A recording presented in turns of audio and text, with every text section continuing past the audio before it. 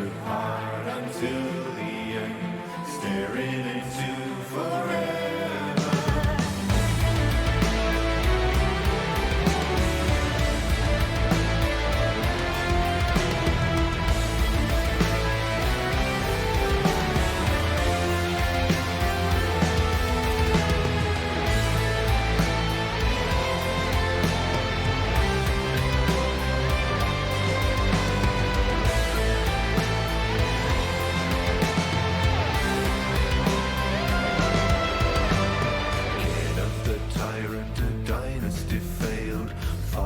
My thoughts in a terrible tale, drive it away with a swift ocean gale, and I'm finding the source of it all. Tears of the crowd and the strum of the strain, hearts filled with doting delight when I sing, but onto my throat something sinister clings, and I'm finding the source of it all. Face of forever, the last of my kind, speak through the masks that I've hidden behind. History's hewn in the crypts of my mind, and I'm finding the source of it all. Hammers and fire combine, out of the bonds, rising into the divine, hold back the beyond. Echoes of life, drink from the well to ascend. Gods are awoken. Echoes of life, tearing the threads of the veil again.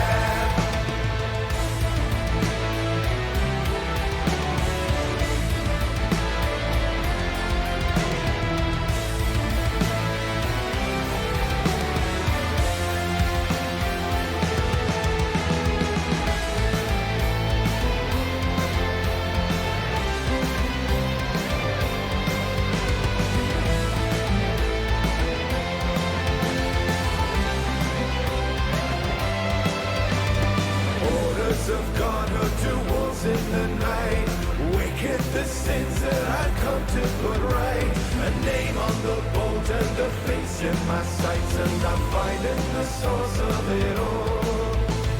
Slave to the scar and the torturous tone, shackled to violence, I've hunted my own. Vengeance will grant me the means to atone, and I'm finding the source of it all. Noble of nature and scarlet of scale, destined to ever be held up and hailed, fallen from grace with a tear in the veil, and I'm finding the source of it all. Hammers and fire combine, purging the curse, rising into the divine. History moves in reverse. Echoes of life, drink from the well to ascend. Gods are awoken. Echoes of life,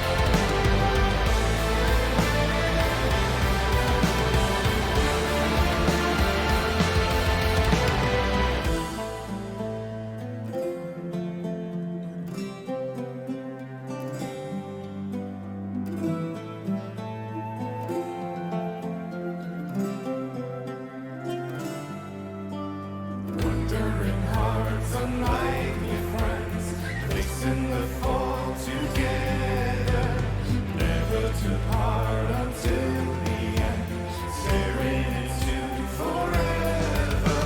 Wandering hearts, unlikely friends, facing the fall together, never to part until the end, staring into forever. Wandering hearts, unlikely friends, facing the fall together, never to part until the end, staring into forever.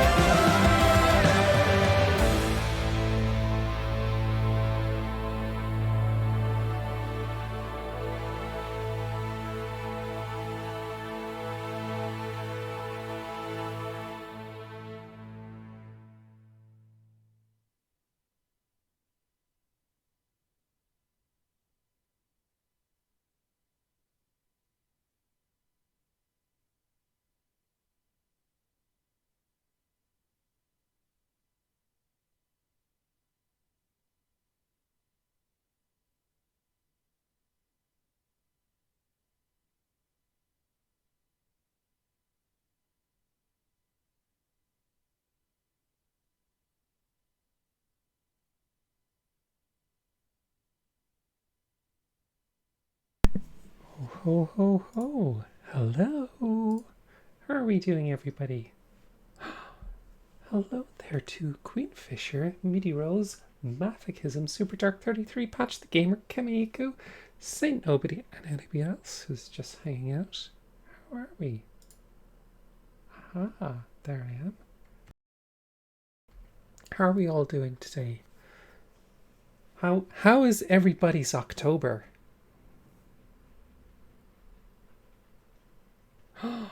Saint Nobody Zero has redeemed doggo time. Okay, well that's a good way to start the stream.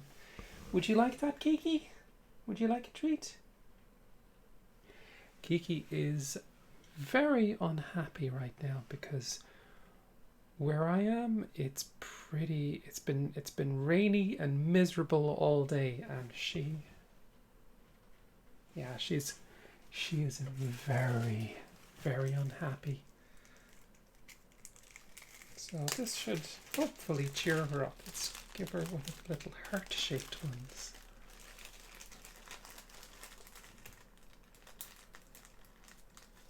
Not nice weather here right now, says Kimiko. Ah. What's this? What's this? Yeah. You got this? What is it? What's this? Can we rouse her from her warm, cozy little bed? That's the question. Do you want this? Come on.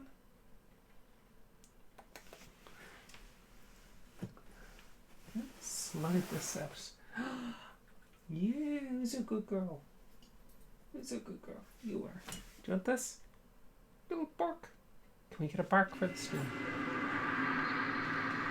Modulo Zero, thank you so much. Bark. Bark. Ha. Bark. Good girl, there you go.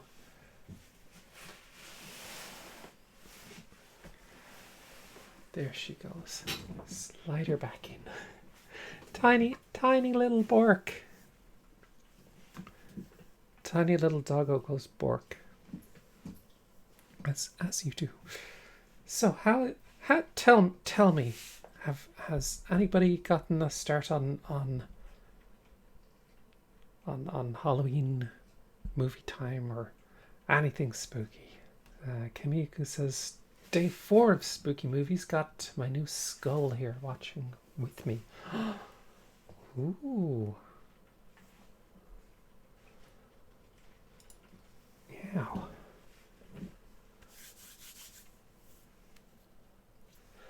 I'm not good at handling spooky stuff, says Super Dark. Oh really? Okay. You know what? That's all right too. If you're not, excuse me, if you're not into it, you're not into it, and that's okay too.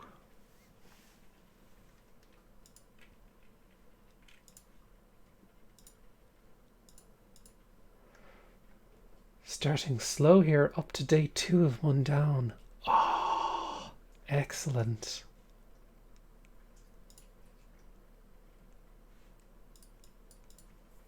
Yeah.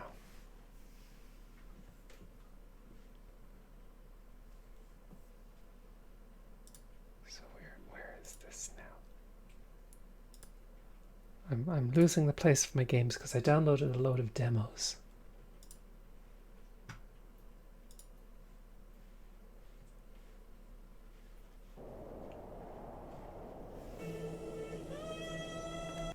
Hang on now. It's just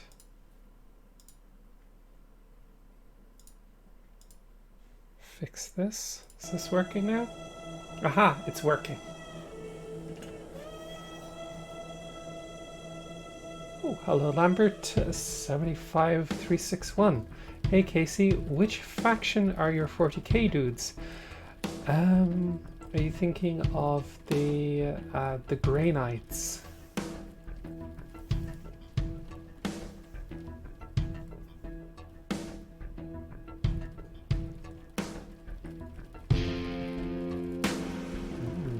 Booked a ticket for a screening of Evil Dead 2 in Bristol. Very exciting.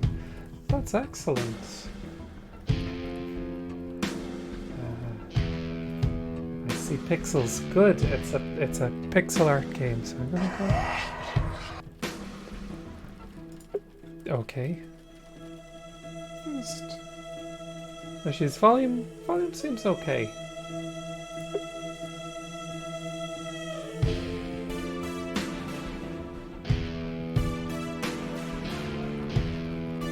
Damn, this music is good. I like it.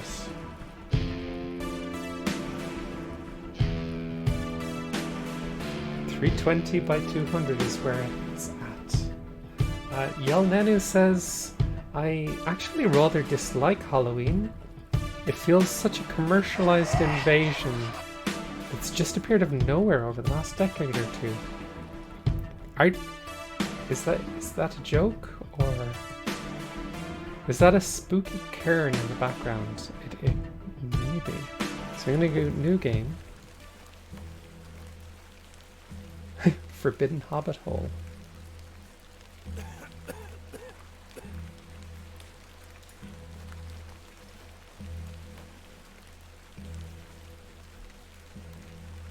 So, if you've not heard of this, it is a point-and-click adventure, and that's where the hobbits have third breakfast. Says no. Also, hello, no. How are you doing?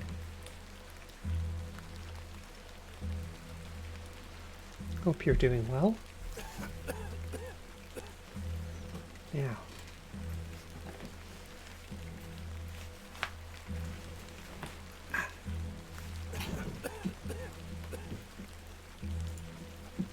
Guess we're going this way.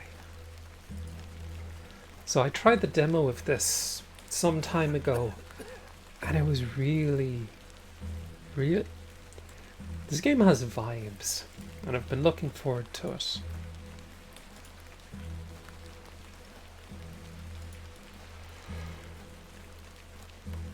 Hello there. Ah, Miss Bateman. Welcome back to Ticehurst House. It's been quite some time.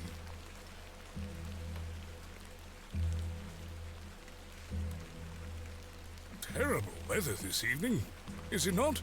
Nurse Blaketon has had enough of me smoking inside. Makes her cough, you see.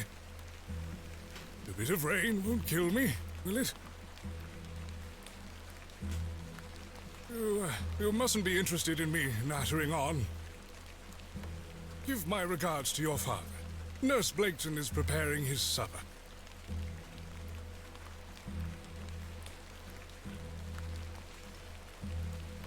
You look pale, Miss Bateman.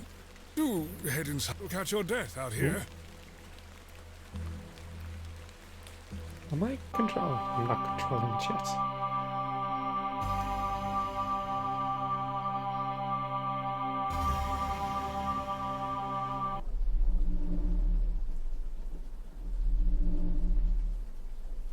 Hey, trains. Dearest Mother,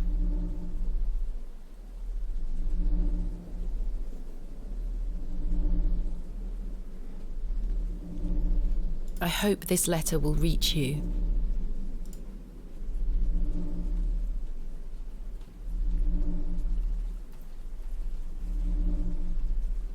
I have spent these past years in torment, trying to piece together what remains of fractured memories. What I am about to recount to you will seem beyond comprehension, but I beg for your patience.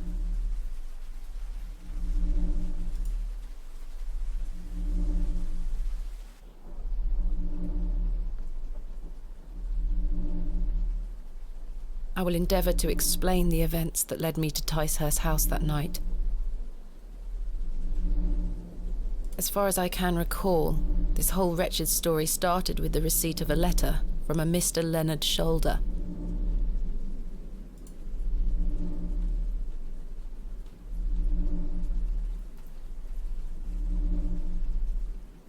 The letter brought me to the isolated village of Bewley, deep in the moors.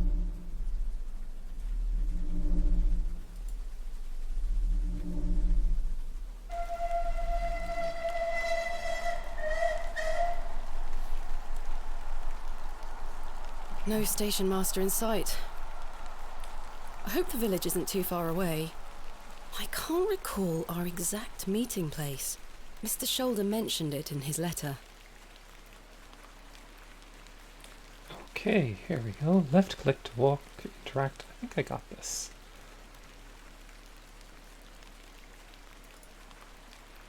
Understood. Game is saved. Window. Let's click on the window. Hello there? Hello there? Hello? I ought to read Mr. Shoulder's letter again. I can't recall the name of our meeting place.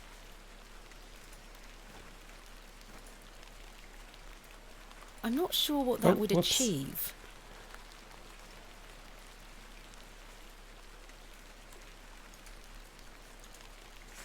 Right click on it, of course. Dear Miss Bateman, I write this letter in hope of piquing your curiosity. I read about your expertise in barrows. And if I understand correctly, you're writing a book on them and the treasures they contain. I live in the village of Bewley, where a most special barrow can be found on the outskirts. It is rectangular in form and is certainly tall enough to stand up in. The place is steeped in local legend, and there is a rumour of secrets to be found deep within. I hope you will not misunderstand me and find this letter intrusive. If you wish to visit Bewley and excavate the barrow, I will be pleased to be your guide. Please send your response to the Plough and Furrow Inn, Bewley. I shall await your letter. Yours respectfully, Mr. Leonard Shoulder. Oh, another letter. Dear Miss Bateman, marvellous news. I shall meet you at 8 o'clock in the evening of the 14th of this new month at the Plough and Furrow Inn, Bewley. The inn has fine rooms which you will find adequate for your short stay. When we meet, I shall tell you more of the circumstances surrounding the site, which is referred to locally as Hobbs Barrow. It is not located on my own land, but we will have no issue gaining permission to excavate. I wish you a safe journey. I must make my way to the Plough and Furrow Inn. Who's this? Excuse me? Yes? I'm looking for the Plough and Furrow Inn. Do you know where I can find it? Ah, young lady. Leave the station and follow the dry stone wall for around half a mile. You'll come to Bewley. Go straight ahead and you'll find the market square. The inn is t'other side at square. Thank you very much. What can you tell me about Bewley? Well, it used to be a thriving village. Not so much now. I don't spend much time there these days. Are you local? Ah, yes, a local I am. But I don't live in the village. Where are you travelling to today? That would be none of your business, young lady. Quite. Apologies. I wish you a pleasant journey.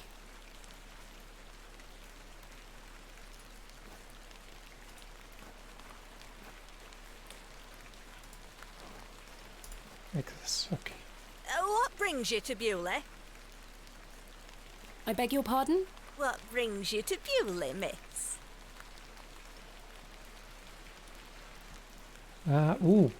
Tell the truth, I have nothing to hide, or lie. She looks superstitious. What should we do?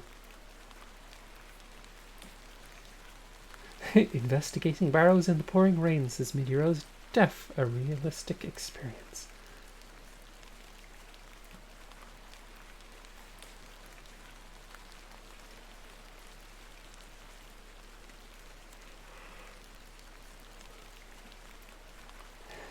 Truth, says Saint Nobody Zero. You can't lie to a nice old lady, says Sarah the Penguin. Yes, I can. Nothing's stopping me. Just try and stop me. Be truthful, says Kingfisher. Dank Buttnug says, I don't trust her. She's shifty. Tell the truth, okay. I'm here to visit a local landmark, Hobbs Barrow. Hobbs Barrow? Well, I can't say I've heard of it. For what reason? I wish to excavate it. Grave robber, are you? Not at all. I merely have an interest in antiquities. Not much to be found in Bewley, if you ask me. You're better off waiting for the next train back to the city. I'll take my chances. Can't say I didn't warn you. That was odd.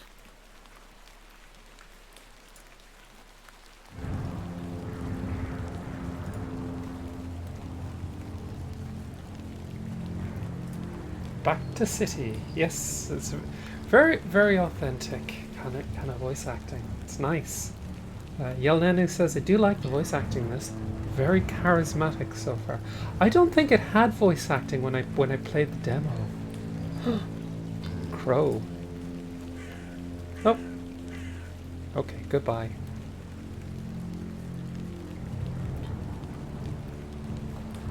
The old woman told me to go straight ahead to get to the inn. I'll have time to explore tomorrow. Smaller than the Elden Ring. The old crows. woman told me I'll have to... Smaller than the Elden Ring crows, says Phoebe.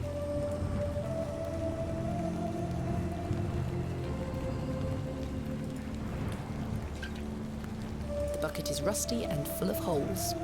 This must belong to someone. I should leave it alone. What kind of point-and-click protagonist doesn't want to stuff her pockets full of old buckets and carts? Beating raw metal into a fine object is an admirable skill.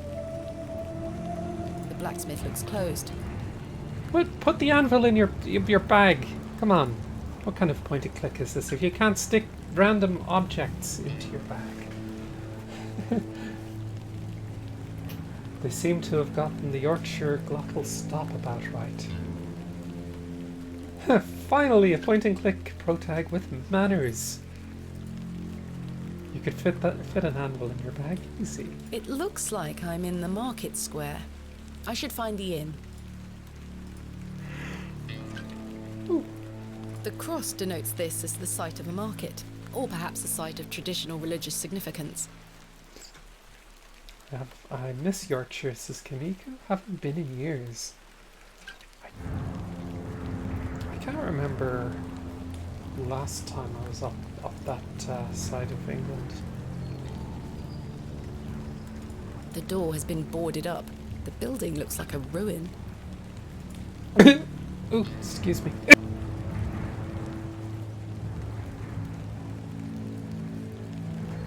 Oh dear. Sorry, I The choked on plough my and tea. furrow. I have a bit of time before Mr. Shoulder arrives. I should inquire about a room. The sign is well out of reach. Oh. Can't stuff the sign in our pockets.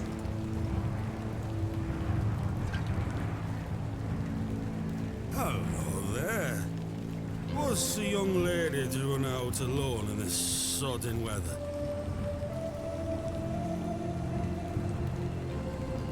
I'm heading to the plough and furrow. Bloody good pub, that. It has the finest ales in the whole county. Oh, I'll take you there if you like. I believe we are standing directly in front of it. Oh, so we are. Wish, Yes. give us a kiss now, won't you?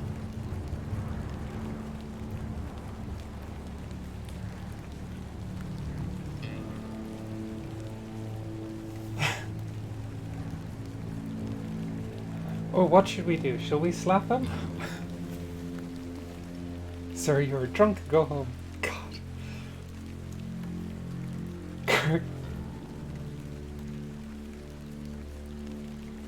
How dare you? Wench! Wench. What a buffoon.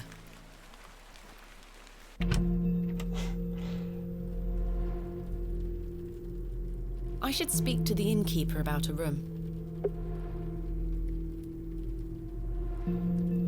I don't want to take the painting with me. What? Why? What? How did she know I was going to suggest taking it? Get out of my head. Good afternoon. Good afternoon, lass. How can I help you? I am in need of a room for the night. Aye, we aren't short of those. One night, is it? I shall need at least 2 nights, maybe more.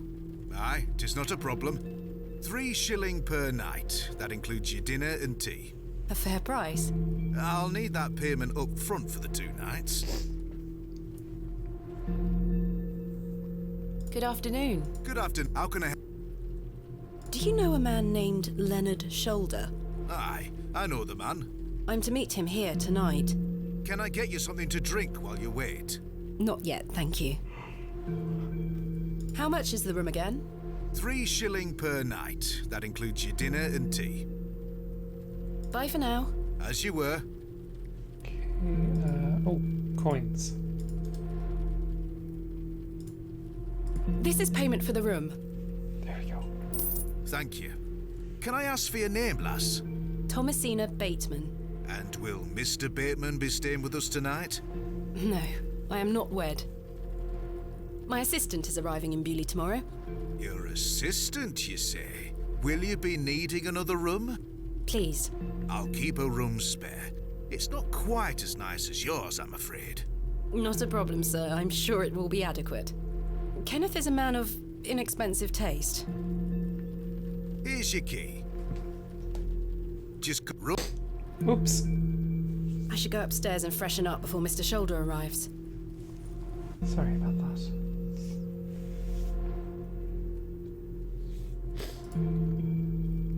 Ooh, mounted a stag's head. The poor thing.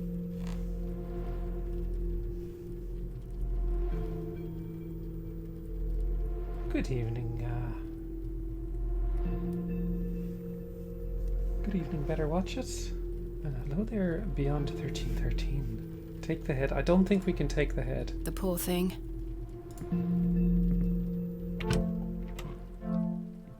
Ah, This shall do nicely. Brody Bagels, no! Time to change into something more comfortable.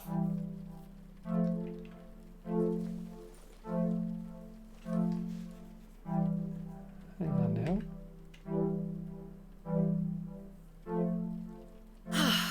Much better. God damn it, I forgot to turn off the honks.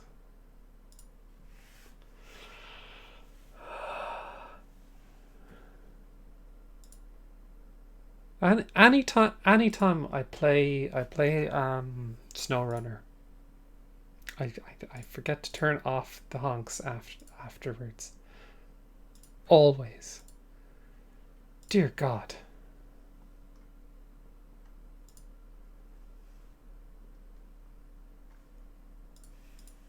Okay, I suppose I owe people honks anyway, so Kiki, I'm gonna have to borrow something here. Out you come. I just need this. Kiki's donut. So, Brody Bagels. There's your honk. Panda Bibble. Brody Bagels again. Thorister. Brody Bagels. There we go. And Sarah the Penguin. Doggo time. Okay. Kiki, there you go. You can have your donut back. And somebody's bought a treat for you.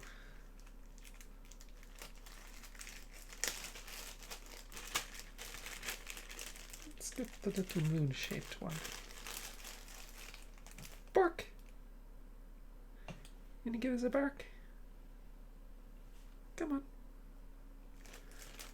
Don't be shy. Bark. Bark.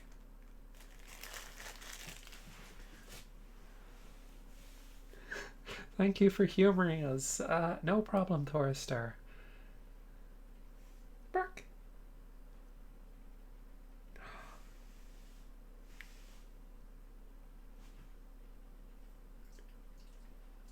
Bark. Come on. Bark.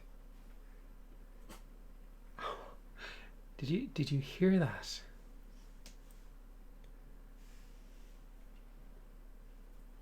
Bark. Bark. Oh, she's a tiny little buff. There you go. You can have that. Yeah, that's for you. Oh. Hello, McRaven. How are you doing? Now.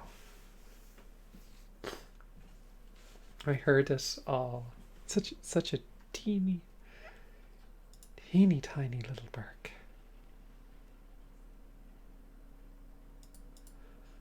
Yeah. Resume. Right. Ooh, plate. Let's. I don't wish to take it. Can we take the candle? As the only light source in the room, I ought to leave this here. How? I don't want to take the painting with. Check the water. This may come in handy. Oh! Aha! We've stolen something. A jug of simple form. It is half filled with lukewarm water.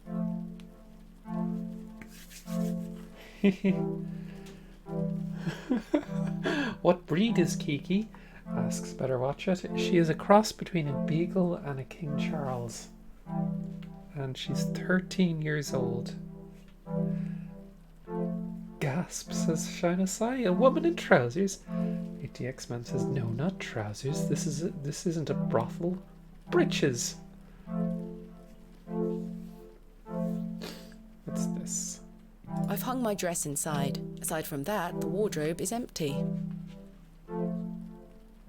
I've stored my case in there. A box within a box. Oh, matchbox. Complimentary matches. Useful. Marvelous. There's only one match left, though. Oh. Well, we're getting to the meat of the game now. Stealing things. Now. Good day, sir.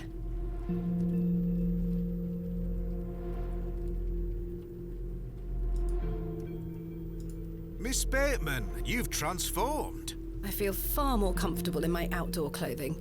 You look like one of those explorers you see in the newspaper. I guess you could call me an explorer of sorts. I'm Stanley. Stanley Kemp. A pleasure to meet you, Stanley. And tell me, I trust your room is adequate. Most adequate. Excellent. Let's talk about the town. What can you tell me about Bewley? Aye, it's a quiet place. People keep to themselves, work hard. I look forward to exploring the village tomorrow. There's not a lot to see, lass. But St. Edmund's Church is a fine building, worth a visit. Has Mr. Shoulder arrived yet? Still haven't seen head nor tail of him, Miss Bateman.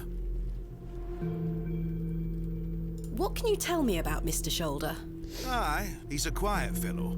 He only comes here to check his post. Yes, I've been corresponding with him using this address. Have you now? You found yourself an admirer. Not quite. What business do you have with old Leonard, then? Ooh. Should I tell the truth or lie?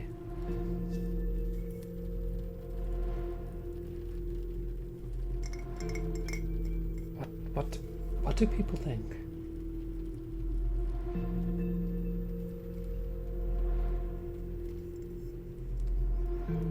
Truth, says Saint Nobody Zero. Lying goes well with stealing. Hello, Commissar Ludfang. I had such fun with this game. Good. I played the demo a while back when that came out, and I've been looking forward to this since. Truth, because I want to know too. Okay, let's. Truth, you'll be seeing this guy a lot, says Queenfisher. Okay. Well, if you must know, I am what some people call a barrow digger. A what? A barrow digger. What in God's name is that? Are you familiar with tumuli? Afraid not. Barrow is another word for tumulus, or tumuli in the plural. A profoundly interesting subject. You've lost me. I excavate ancient burial sites looking for relics. A barrow is traditionally a circular mound of raised earth enclosing a burial chamber. Oh, aye? You're a grave robber. I am no such thing. Don't worry, lass. I've met all sorts in here over the years. I won't tell anyone. I assure you, my goal is more noble than petty grave robbery. What sort of relics do you find, then? Gold? Silver?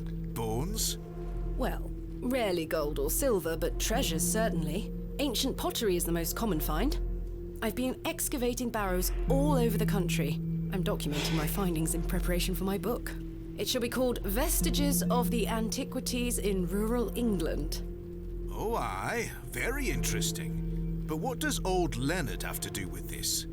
He sent me a letter in which he told me about an unusual barrow in Bewley, a site called Hobbs Barrow. I'm meeting him here this evening to find out more. I've lived here nigh on my whole life, and I've heard nought about a Hobbs Barrow. Ooh, Nobody Zero says this is British Museum behavior, and I don't trust it. She's clearly the villain. Let's ask him about it. Tell me about yourself, Mr. Kemp. Well, I've been the proprietor of this inn for the last 16 years. I worked as a drover all over the country in my younger days.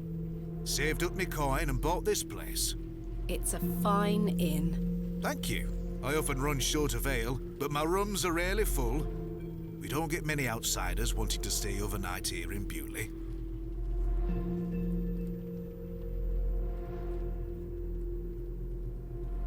Oh, Commissar Ludfang says you can right-click on things to get more info on things. For example, those plates over the bar. Thanks for your time. As you were. I don't wish to take it. A decorative plate. This one depicts a bull. A decorative plate depicting a serpent. A decorative plate. This one depicts a cat. A decorative plate depicting an eagle. A decorative plate. This one depicts a dog. A decorative plate depicting a bear. Oh, very interesting. The prices are cheap here.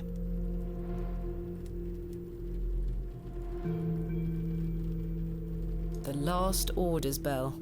Saviour of many a life. Take the cat plate. I don't wish to take it. She does not wish to take it. Wait, which one was the cat? A decorative plate. I don't wish to take it. Yeah. It's a crudely painted scene that appears to be of a biblical nature. The painting depicts a rocky-edged lake. A small bronze plate states the name Lake Cubilius. I love that she's saying this all out loud. Yeah. A pixie-faced peasant boy, painted in a naive style. A rather miserable-looking fellow. He's playing a board game by himself. I think it's Three Men's Morris. They are engaged in an intense discussion. A fine exemplar of inebriation. This painting shows a Rubenesque figure brushing her hair. Quite unusual to see such a sensual work in a room like this. A colourful work depicting a bashful knight. It is signed N. Hamley.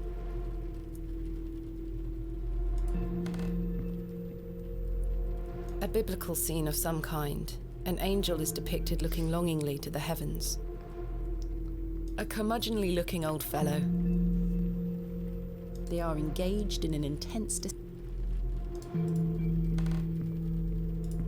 Good afternoon, sir. Note for you here. I beg your pardon? I said there's note for you here, lass. Be on your way. Charming.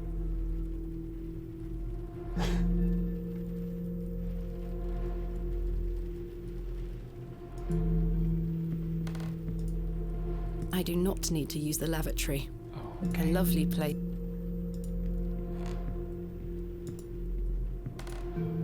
I should wait here for Mr. Shaw. Okay, where should I wait? How can I help? Thanks for your time. As you were. I remember. Let's talk to this Hello, guy. sir. Aye, Do you know a Mr. Leonard Shoulder? you're not local. You've come on that bloody train, haven't you? Bewley's going to dogs. Absolutely delightful. My name is Thomasina Bateman, and you are... None of your business, lass. Where's your husband? None of your business, sir. Ah! You're brave coming in here, all on your own. I'm a grown woman. I'm Cyril. It's a pleasure to make your acquaintance, Cyril. Do you know Mr. Shoulder? That be none of your business, lass. I don't come to your city poking around asking questions, do I? Man just wants to enjoy his ale in peace. I take it you are not enamoured with the railway station. Bewley's gonna be swarming with outsiders, like you. We don't want you coming here. It's as simple as that, lass. Why not? This is our town, our land. I assure you I am not here to cause trouble. We'll see about that, won't we? The guy next to the WC door is my favourite character, says Commissar Ludwig. And Panda Bibble says he sits near the toilet, so there's ambiguity as to the smells. Smart that. What can you tell me about Bewley? We're a proud community. I've lived here my whole life. Not much here to interest folks like you. Folks like me. Aye. Bye for now. Ta-ra, lass.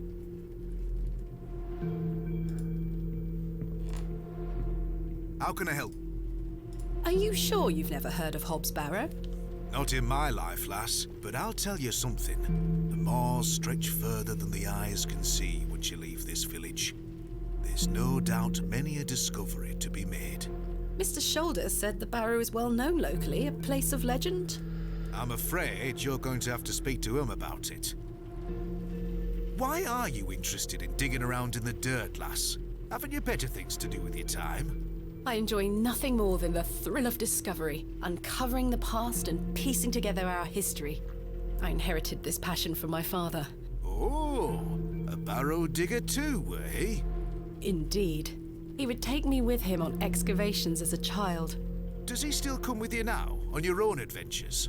I'm afraid my father's been bedbound by illness for many years. Oh, I am sorry to hear that, lass. Thank you, Mr. Kemp. He is well looked after at a private hospital.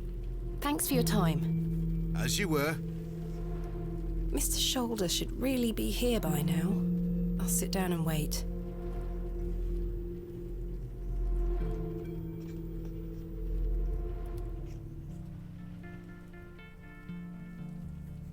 Where on earth is he? What a waste of time this is turning out to be.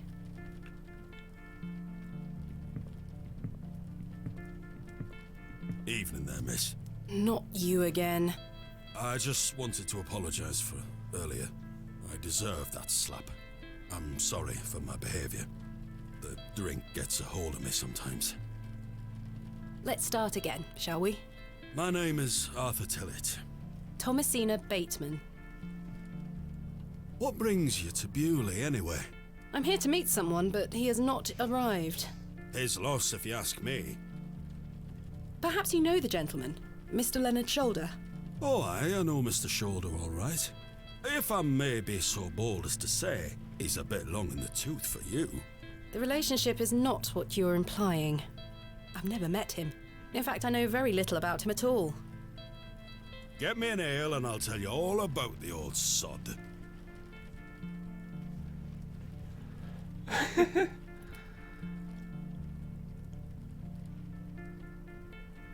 Oh, what should we do? Should one ale coming right up? He might have useful information. I really don't think you need another. The man is a liability. Must I really buy you a drink for this information? The cheek of some people.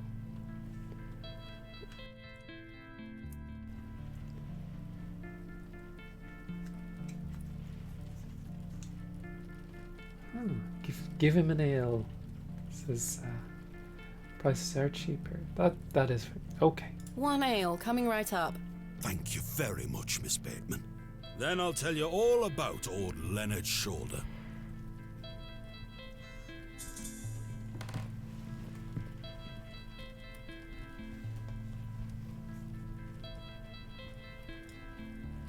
Oh, hang on. Dip, dip. A tankard of your finest ale, Mr. Kemp.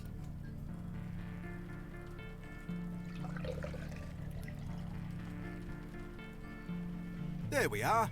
2 pence, please. Thank you.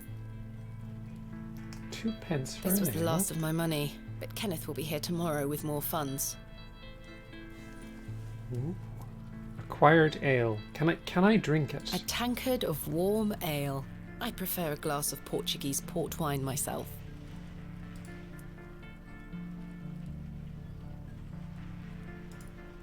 Let's pop it back there.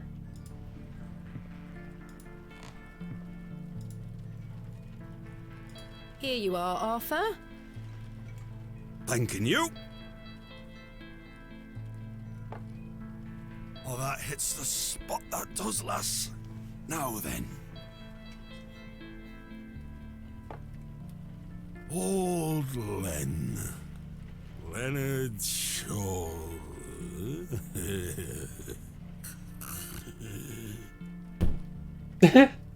Lovely. Arthur? Mr. Tillett? Oh, for heaven's sake. The man is in a drunken stupor. Well, it's...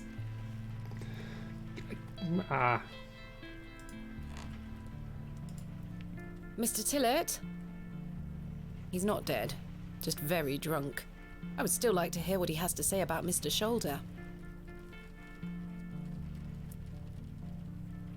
I do not need to use the lavatory.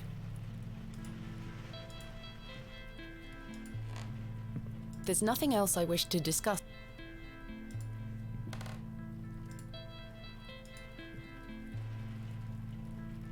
Oh, can I do this? Oh, what the hell were that for? You passed out, Mr. Tillett. Oh, sorry, lass. Where were I? Leonard Shoulder. Hold on another minute. I'm making for a piss. This man is unbelievable.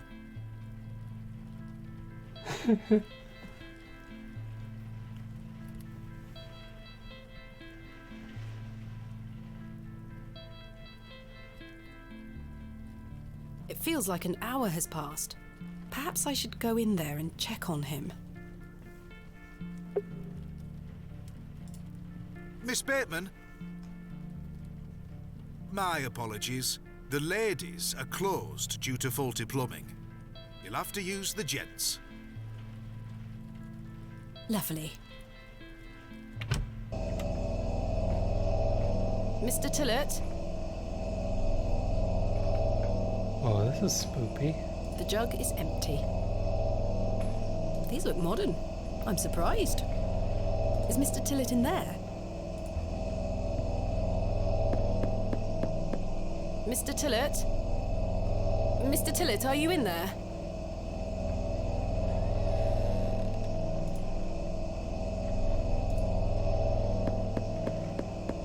Mr. Tillett, are you in there?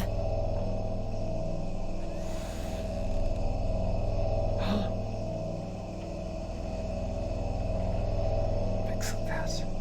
Well, you're not Mr. Tillett.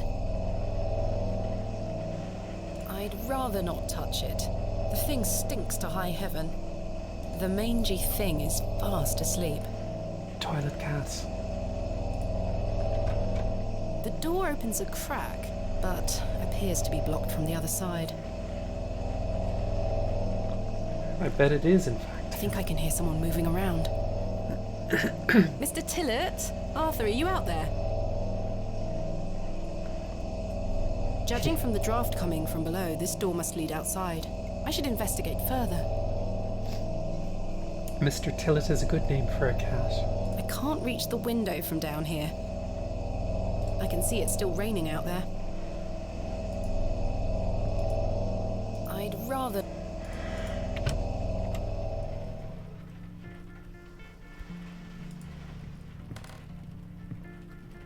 You know what's interesting? If I just tab out of the game. Can you hear that rain? That's rain beating down against our window here. Perfect ambience. What a fantastic ambience for a game.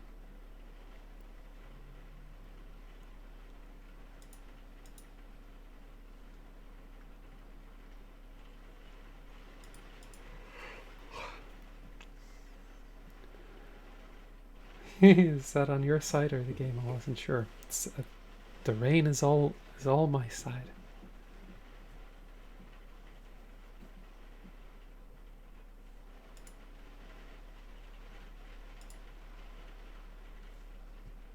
That's why Kiki was in such a bad mood today.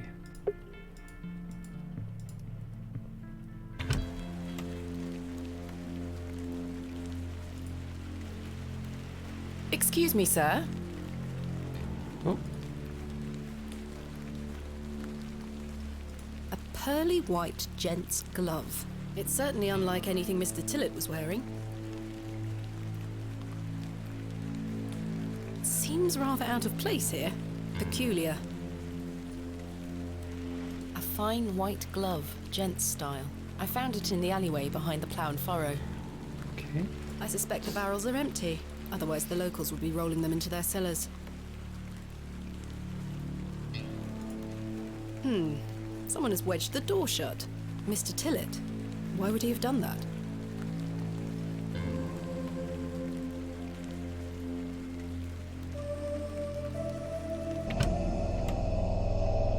Did Mr. Tillett leave, then block the door behind him?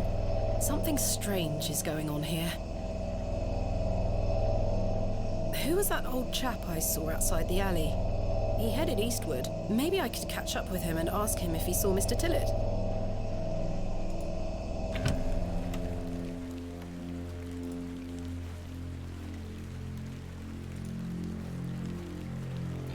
Sir?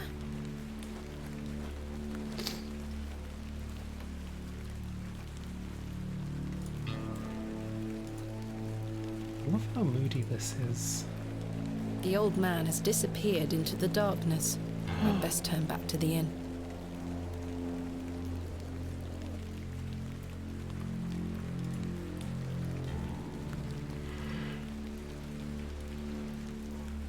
Synth, how you doing? Petite Wallaby says now we're getting double rain sounds. Makes you want to put a jumper on.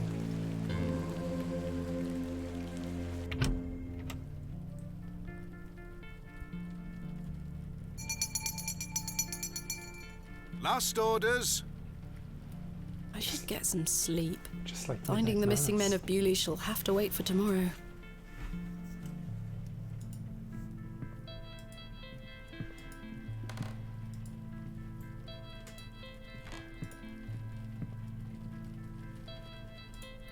Good evening, sir. Nope. Kenneth will be arriving tomorrow at midday. I should get some sleep.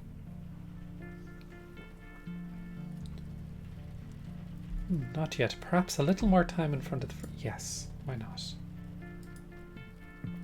A lovely place to warm oneself. A lovely... Kenneth will be... Good. Yes, I must get some sleep. I shall track down Mr. Shoulder tomorrow. Miss Bateman, Yes? off to bed. Yes. I'm afraid Mr. Shoulder's let me down. The rotter. Perhaps he will make himself known tomorrow. I should hope so. This is turning into a waste of my time. Ah, don't mind the locals, miss. It's just that we don't get a lot of visitors in Bewley. Quite. They mean well, believe me. Sure, Mr. Kemp. Please, call me Stanley. Good night, Stanley. Sleep well, Miss Bateman.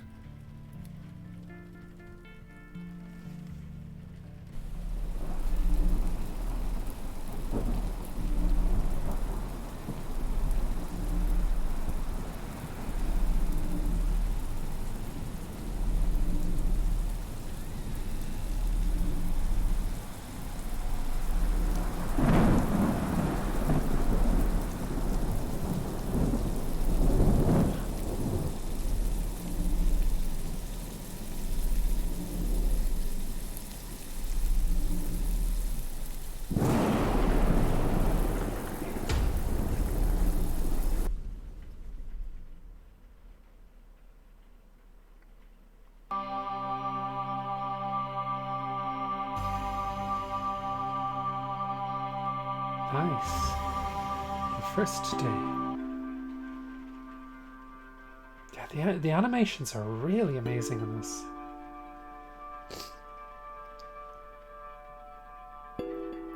Such horrid dreams. I don't think it was a dream.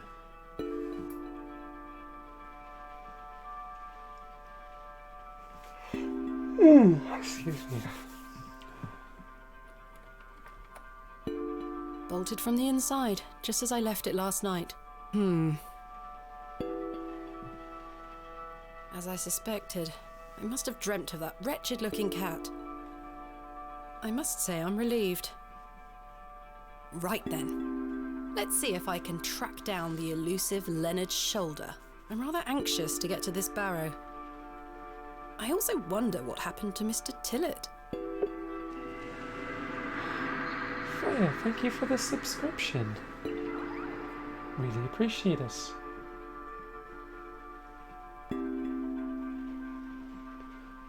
So Commissar Ludwig asks, so, how are you people enjoying this art style?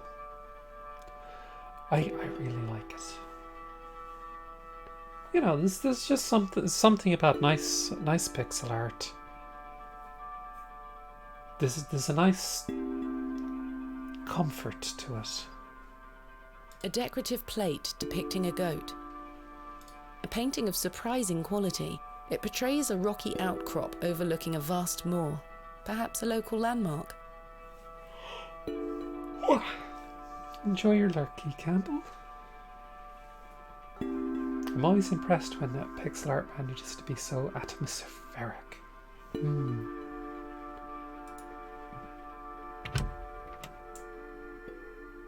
Good morning, Miss Bateman.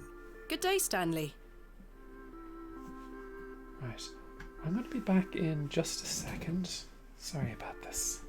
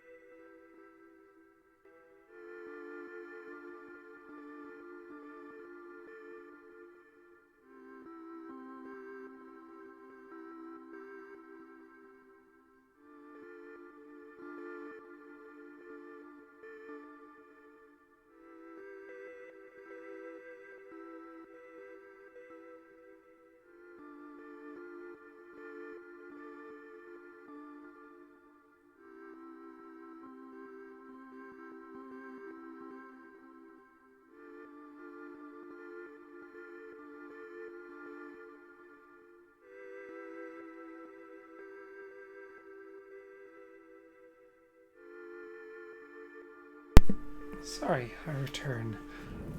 Wanted to get a jumper. It's a little cold. Commissar Ludfangs, I kept wondering if Stanley is bald or does he have a little bit of hair at the back of his head. He looks to have some hair. I think you can see it when he moves his head a little.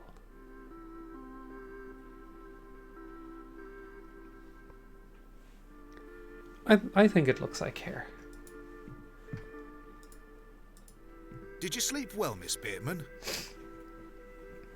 Lie. I should be polite or tell him the truth.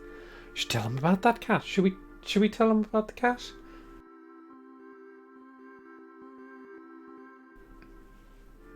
What should we do? Should we lie or tell him?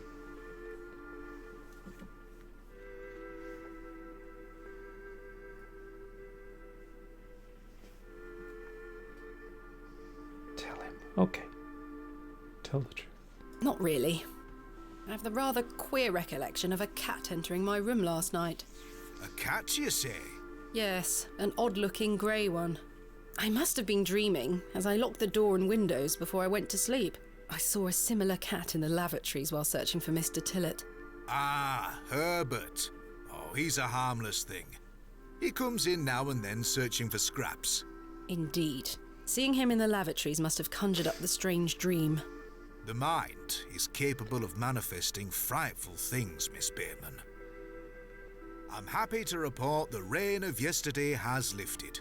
It's a clear morning outside. Crisp. I've prepared a room for your assistant. What time will he be arriving today? His train will get in around midday. Kenneth will also be bringing my excavation equipment. Oh, aye? What does that entail?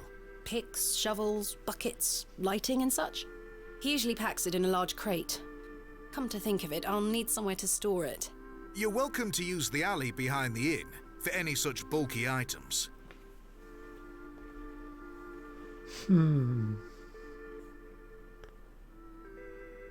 Is it safe? Is it safe to do such a thing? I can assure you the local folk are not thieves, Miss Bateman. That's not what I... Now, say nothing more of it. Thank you, Stanley. I'll let you get on with your day. I'll be back with my assistant when he arrives. Miss Bateman? Yes? I've something I wish to get off my chest, as it were. I've been tossing and turning all night, Miss Bateman. I feel rotten, I really do. What on earth are you talking about? As you know, I like to run an honest establishment. And well, I have not been honest with you, lass. I do know of Hobbs Barrow. You do? I do. Many here do. There are stories tied to that place, you know. If I've learned anything in this life, it's that some stones are best left unturned. Old Leonard Shoulder is someone to be wary of too. I can't tell you what to do, lass, but you'd best avoid him. Oh, so he couldn't tell us something in front of the rest of the inn's guests. Oh. Why lie to me about Hobbs Barrow? I know, lass, I know. I feel dreadful. But why? What are these stories you speak of? I really can't tell you more. If you insist on visiting that place, you'll have to seek out Mr. Shoulder. He brought you here. He should be the one to tell you. I must say, Mr. Kemp, this is all quite puzzling. I've never let local superstitions stop me in the past. I pride myself on being a woman of logic and reason. I've no time to waste on such matters. As I say, seek out Mr. Shoulder. He can tell you more. Why must I be wary of Mr. Shoulder? The man has a certain reputation. For what? You've seen it already. Were he here to meet you last night? No. Precisely. A man not to be trusted.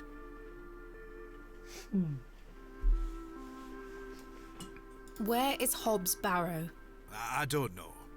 I say that on my mother's grave, Miss Bateman. I now find that hard to believe. The moors are vast, lass. I'd tend not to go wandering out there. A grown man could lose himself and not be seen again. Where does Mr. Shoulder live? I can't say for sure. As I think I told you last night, he's a quiet man and keeps to himself. He only comes in here to collect his post. Leads me to believe he lives a fair distance away. Certainly not in the village itself. Might someone around Bewley be able to help me find him? You could ask around. As I say, lass, Bewley folk mean well. Don't forget that. I shall return later. Good day to you, lass. Really like the pixel art in this game. It says Nova Jewels. It's very nice, isn't it? And hello there, Jasmine. I hope I'm saying that correctly.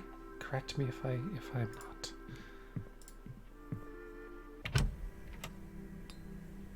It seems I may be fighting a battle against some sort of local superstition. Is there a single barrow in England that doesn't have some ghastly tale attached to it? Hogwash. All of it. I've a few hours until Kenneth arrives. I should use this time to find Mr. Shoulder. Take care, Artist Synth. Map updated. Ooh. There's our map.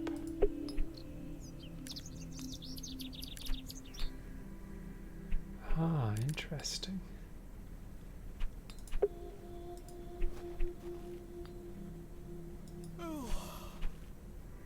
The little whelp looks determined to slaughter the very air itself. Welp. Hello? Yes? Let's ask Have him. you heard of Hobbs Barrow? What's that? A local burial mound. Our parents don't let us wander far from the village. What's a burial mound? Don't you mind about that, Douglas? Excuse me. Do you know a man called Leonard Shoulder? That's a funny name. Do you like living in Bewley? Yeah, I do. Are you from the city? I'm from a long way away. You must have come on the train. I love watching all the steam puff up into the sky. Have you been on the train yourself? No, miss. Our parents don't have the money for train tickets. Father says we have all we need here in Bewley. Perhaps this nice lady would like to take you away with her on the train. No, I need to stay and protect Bewley from the lantern worm. The what? What is the Lambton worm? It's gonna come back and get us all. John Lambton thought he killed it at the River Ware, but my father told me it still lives. We must all be prepared. The lantern worm isn't real, Douglas. Father just told you that to get you out of his hair. Not true. I saw it slithering out by the beck, like a giant eel it were. I ran home so fast I thought I would fly. Sorry, miss. My brother has a vivid imagination. Children often do at his age. I'll keep training. You will all thank me when I thrust my sword deep into its fat belly. Douglas, this lady doesn't want to hear your nonsense. My name is Thomasina. What's yours? Douglas? It's a pleasure to meet you, Douglas. That's a great sword technique you have. Thanks, miss. Mr. Crozier's gonna make me a real one when I turn 12. I'm preparing myself to fight the lantern worm. Who's Mr. Crozier? He's a blacksmith. His forge is just over there on the other side of the square. Don't you think 12 years of age is a little young for a real sword? I'll be a master swordsman by then. Goodbye. Goodbye, miss.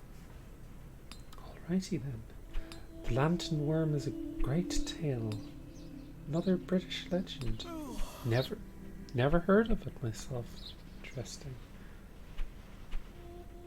Word of advice: bring spiked armor to fight a worm.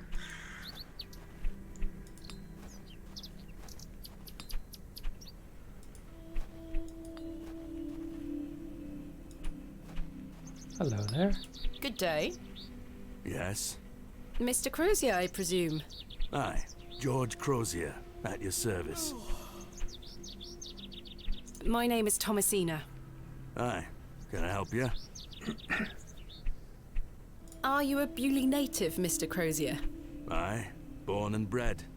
That's where my father's forge before mine. How is business faring? I do an honest trade.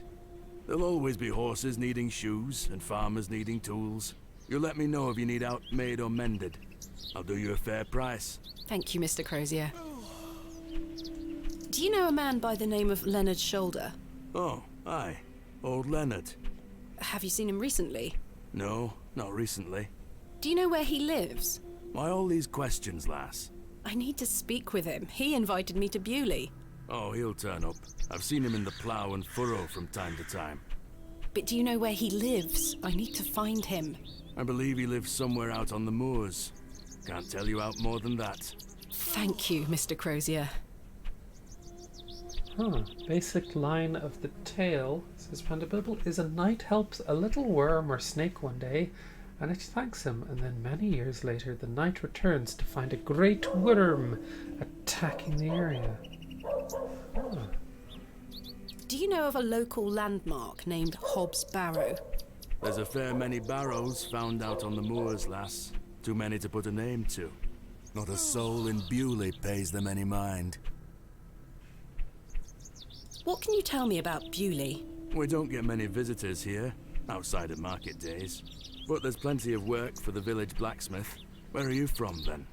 I arrived yesterday on the train from London, by way of Derby. Oh, aye. I've heard about London. What have you heard? Plenty of factories there. Yes, indeed. The city is always changing and moving forward. Too busy for me, though, lass. I prefer a quieter pace. Aye. Hey there, Fox. How are you doing? And yep, point and click adventure. Pointing and clicking. When do market days run in Bewley? Once or twice a month. The next one is tomorrow. How delightful. Unless your vice is cabbages, there'll be nought to interest a young lady. I don't mind a cabbage. Then you're in luck. Thanks for your time. Aye. Speak to you later. Doing okay? Quiet day. Oh, that's nice. A fantastic specimen. It's Mr. Crozier's forge. Let's take a wander out here. Why not?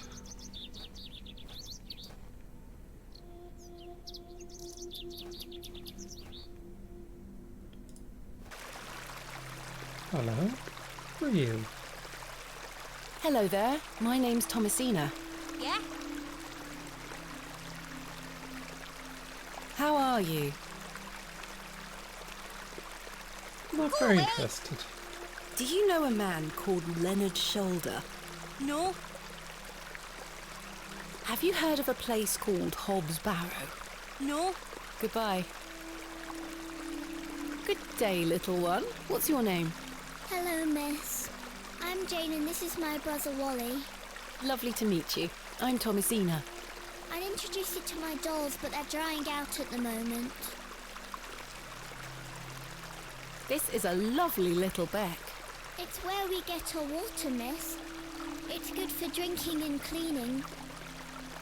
Your dolls look lovely, Jane. Thank you, miss. I love them very much. Today was their bath day.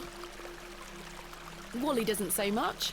He's mardy with me because he's bored, miss. He thinks he's too old to play with dolls. I see. Where are your parents? They are picking apples from the big tree in our yard. Daddy and I sell them at the market. That sounds nice. But they don't mind us playing at the beck, as long as we don't touch the Ammon's horn. Oh, what is that? What is the Ammon's horn? It's over there on that rock. Do you mean the fossil? It's the Ammon's horn. Daddy said we should never touch it. It will make the god angry. What god? Ammon, of course. Huh. Explain that the object is in fact a fossil. A little education goes a long way. Or go along with the Ammon story. She's only a child. What should we do?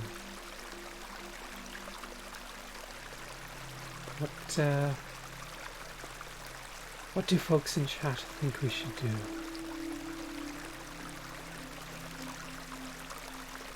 I need help playing this. I need help to make decisions. Explain. Oh, okay. Jane, this is a fossil. It's a horn. What's a fossil, miss? A fossil is an impression of a prehistoric plant or animal embedded in rock and preserved in petrified form. This particular animal was called an ammonite. I'm confused. It's not a horn? No, it's the impression of a long-dead sea creature. Well, I believe my daddy. He doesn't lie to me. Your father is somewhat correct.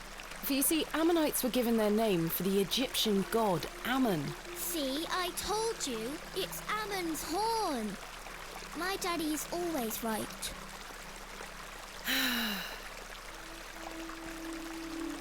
Do you know an old man called Leonard Shoulder? No, miss. Have you heard of a place called Hobbs Barrow? Jane! No, miss. Are you sure? I swear. Goodbye. Bye, miss. Hey! Stay away from that! Don't touch it! It's bad luck to touch the Ammon's horn. I'm serious. Fine.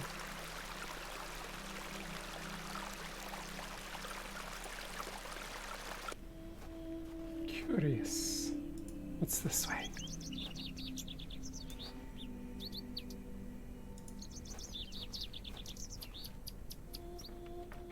It's locked.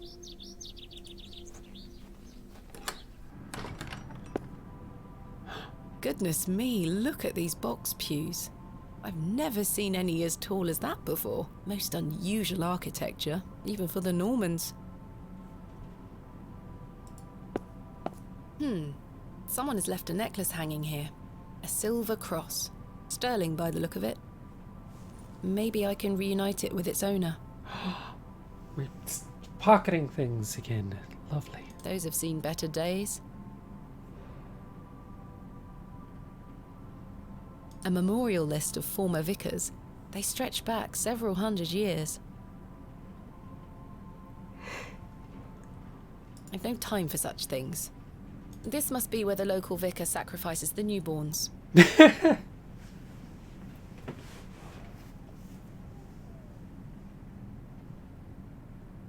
The pews are contained within compartments that can be locked. I've seen a similar design in other Norman churches around England, but this is a particularly impressive example.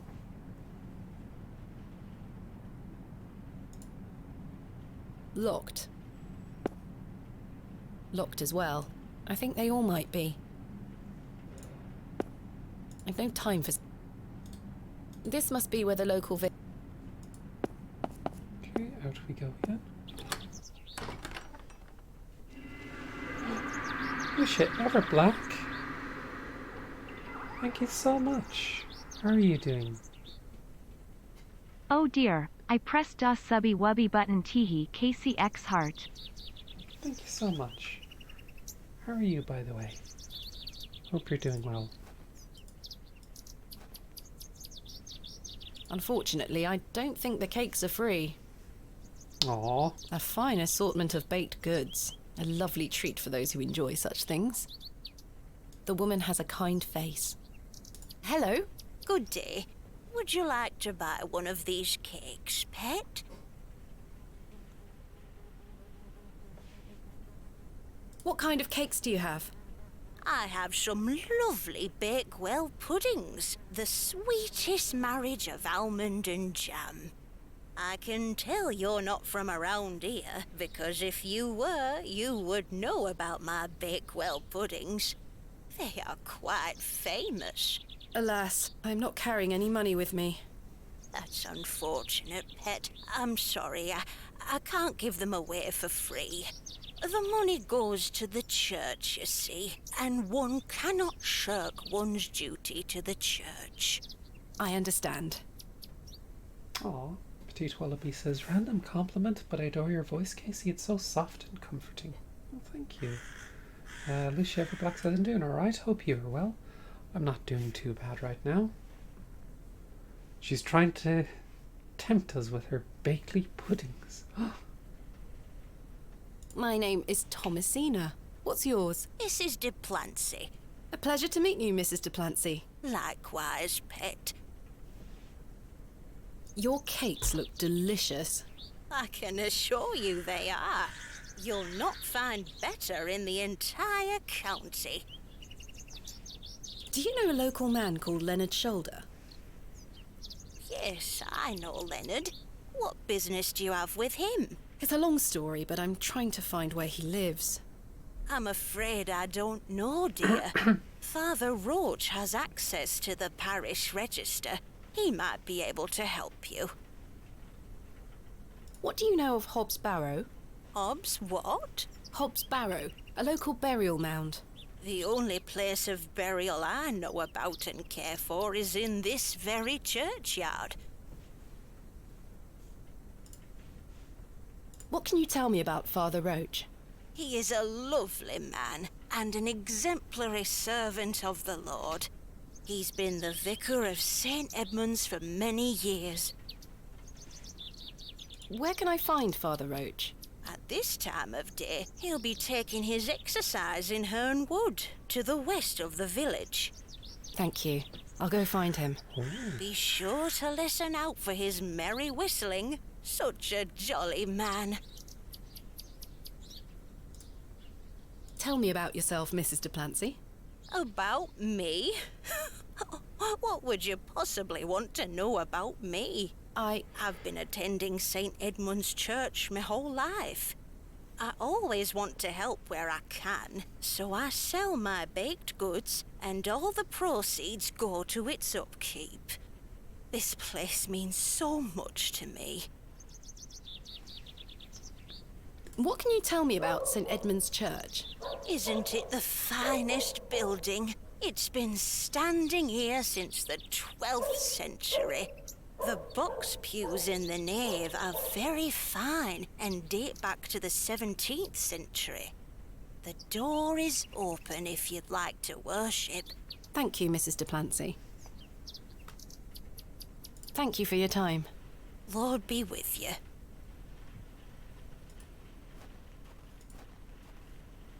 It's this way. It's the crow again. Great sound design in this. Some very, very nice atmosphere to it.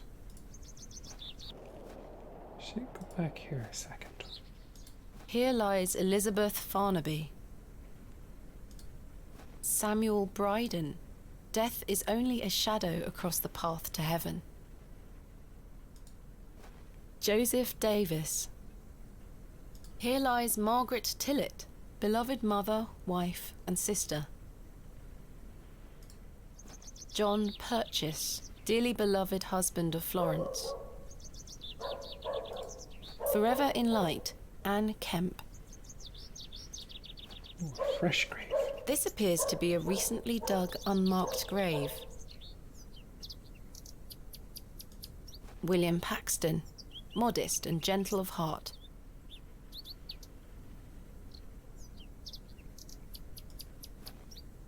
Ray Bloody Purchase.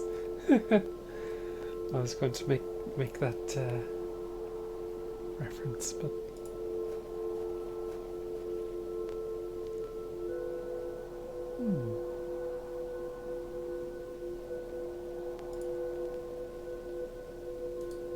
Margaret's Lookout. I wonder who Margaret is, or was.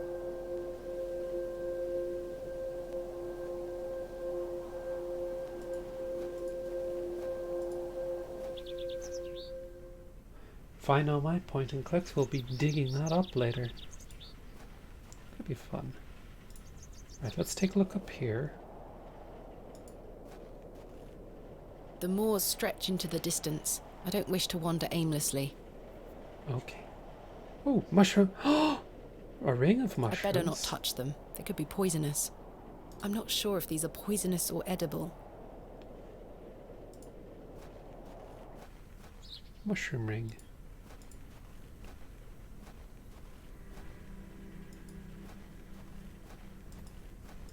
Let's go down this way.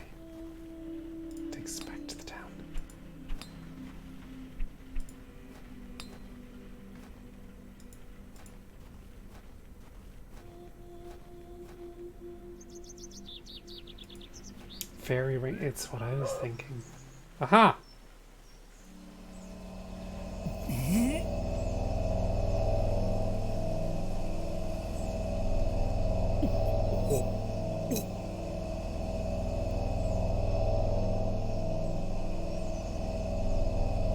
You don't look well.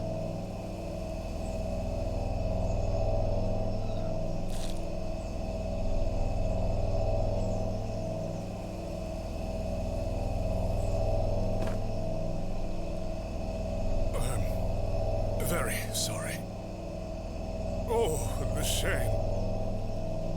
This malaise will not pass. Oh, the nausea. I need your help, young lady. Tell me what you need. Let the blood from my arm. Excuse me? Cut me. I beg you. What? Are you sure this is the only way, Father? I beg you. It's the only cure for this torturous malady.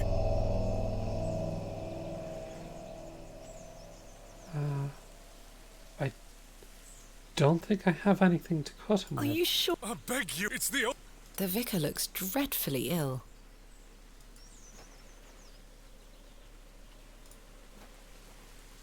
Spectacles. Ouch! The broken lens is extremely sharp. Can I use the handkerchief to pick This up? handkerchief was a gift from my mother. I hope she will understand. This should work. Huh. Not that answers. Based on people's accents, I suppose. I think it's supposed to be either Durham or Yorkshire. And Bunny Boy Branwyn says the Lambton worm is a County Durham legend, which would fit with the accents. Interesting. Now, broken glass. Can we use broken glass with Vicar? Alright. Are you sure you want me to do this? Yes, it will cure me of my ills. I shall do as you ask, Father.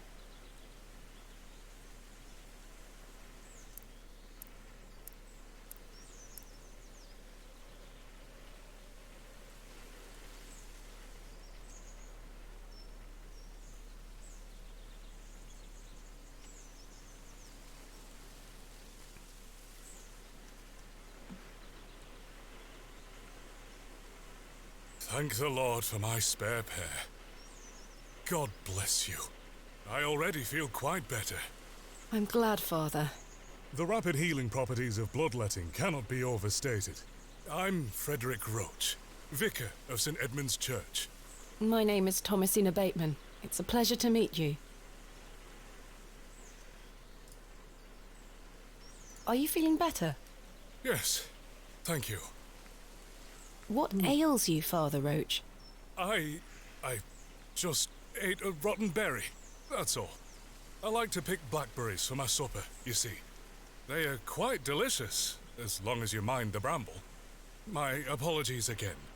I wish we had met in different circumstances. Are you from Bewley originally? I was born in our very own St. Edmunds. It's quite the story. Do tell. My mother was sheltering there as a frightful tempest raged.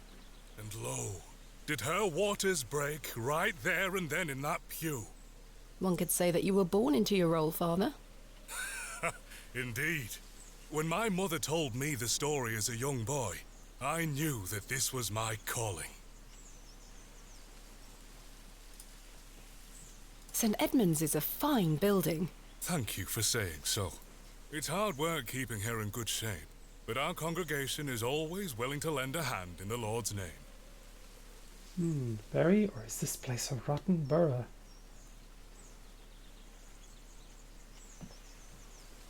What is it like being the vicar here?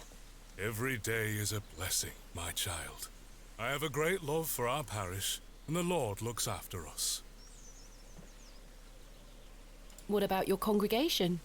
Numbers have fallen over the years, I must say. But those that remain are faithful and full of His Spirit. I'm looking for Mr. Leonard Shoulder. Oh, yes? Are you a relative? No, it's a long story, but he invited me to Bewley. And he didn't tell you his address? He was to meet me last night at the Plough and Furrow, but he never came. I see. Well, let me welcome you to Bewley on his behalf. Thank you, Father. Let's ask. Do you know where Mr. Shoulder lives? Let me think. It's been many moons since I've paid him a visit. Perhaps you could allow me to take a look at the parish register. No need. I remember it now. A fair hike across the moors. Could you please give me directions? I'll take you there myself. It's the least I can do after you aided me so. Capital. Thank you. Just let me know when you're ready to pay him a visit. I'll be resting here for the time being. Okay. Let's ask a bit more before we traipse on. What do you know of Hobbs Barrow? I can't say I've heard of it. It's supposedly a famous local landmark. I'm afraid I know nothing about it. What can you tell me about Bewley? It's a quiet town. The railway line, which I presume you arrived by, is the only news of note we've had here for years. I've heard the new station has received a mixed reaction. I've heard many a debate, it's true. But my role is not to adjudicate on that matter. I'm very busy in my own work, you see. Yeah, I'm ready to go to Mr. Shoulder's house. Excellent. I feel the fresh air will do me well. Follow me.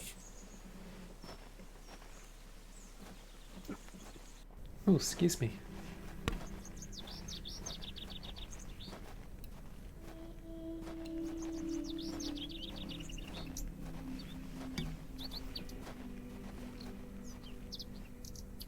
Good morning, Father. Good morning, Mrs. Duplancy. Mrs. Duplancy, this is Thomasina Bateman, a visitor to our parish. We've already had the pleasure of meeting, Father. Excellent. Miss Bateman, don't hesitate to try one of Mrs. Duplancy's wonderful cakes. Yes, I've heard about her famous Bakewell puddings. I'll be here all day, young lady. But remember, once they're gone, they're gone. Those little whelps have already gobbled up all the gingerbread. You are doing God's work, Mrs. Duplancy. He smiles upon us, Father. Miss Bateman, if you'd like to follow me.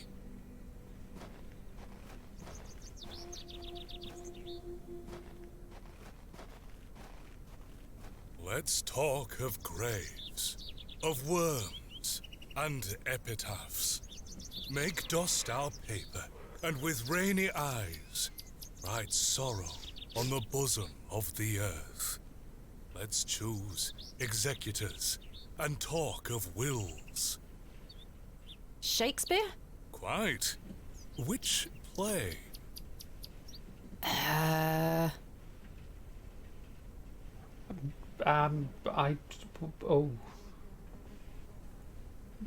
Richard II? The sequel to Richard?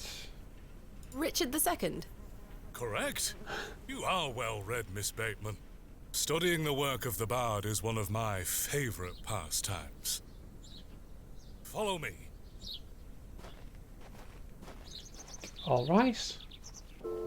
That was a blind guess.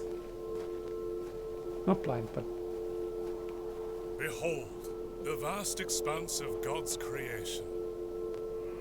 The moors extend as far as the mortal eye can see. Beautiful, is it not?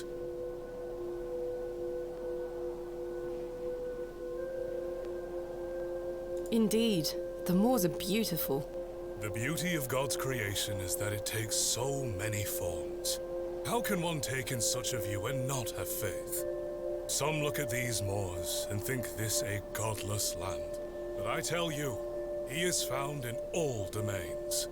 The Lord's work is all about us. Tell me, Miss Bateman, do you believe in God?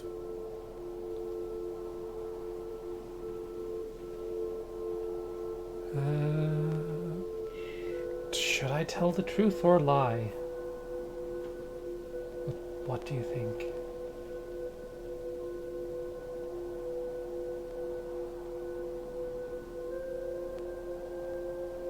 I should play a second playthrough of this and just lie the entire time. I wonder what different outcomes it will have. Hello, Munchin on Urchins. Truth. Lies will earn you no friends. Greenfisher wants me to lie. Let's tell the truth. I was brought up Anglican. The church was an important part of my early life, Father Roach. But what happened to my father eventually made me question things. If you don't mind me asking, my child, what happened to your father? He had an accident when I was very young.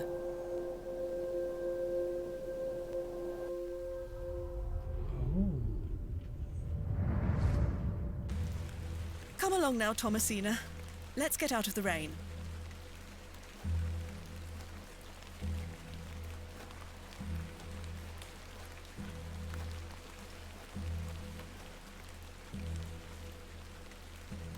Remember what I told you, all right? Be a good girl. People are unwell here. They don't want to hear you running about making noise. Understood? Yes, Mother. Good. And don't annoy the nurses. I promise I won't. Good. Now, let's see your father.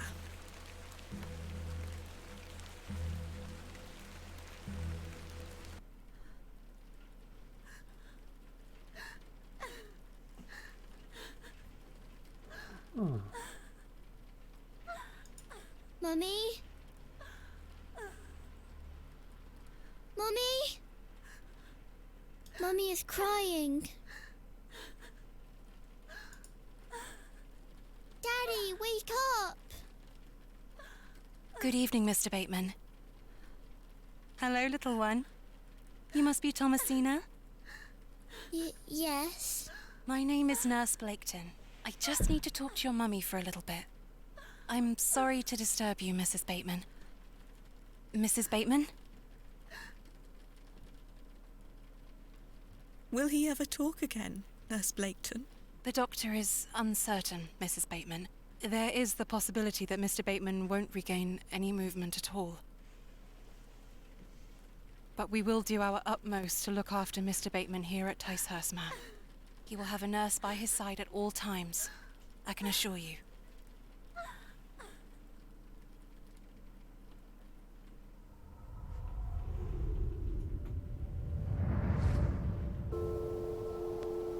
What sort of god would allow this fate to befall such a kind and honest man? I'm sorry to hear this. God moves in mysterious ways, but he loves us all.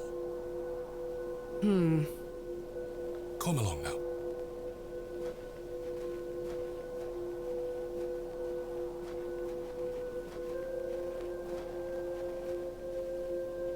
Hello? She scampered off in a hurry. Who was that? Some primitive folk make their home out on the moors. I suggest you keep your wits about you when you are exploring, and don't stray too far from Bewley. I see. How much farther to Mr. Shoulder's house? Still quite a walk, I'm afraid, but we'll get to him soon enough. Now then, take a look at this. Legend has it that this cairn has stood here for over 1,000 years. How remarkable. The Devil's Toe. I beg your pardon? That's what it's called. The Devil's Toe. Oh, I see. Come now, onward. Why it's called that? We walked and walked across that vast, featureless landscape. All the while, Father Roach was whistling away merrily. Just as I had begun to wonder if we were hopelessly lost, a building emerged from the mist. Mr. Shoulder's cottage.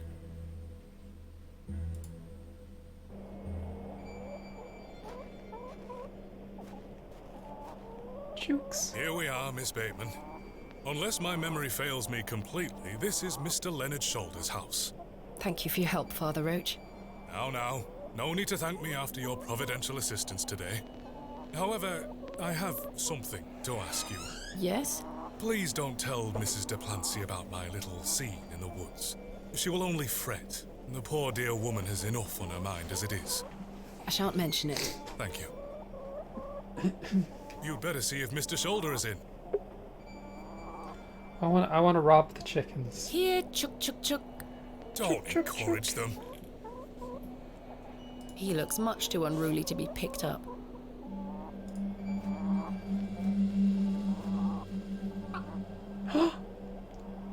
Chook. Care to hold one, Father Roach? Put that thing down, would you? You're no fun.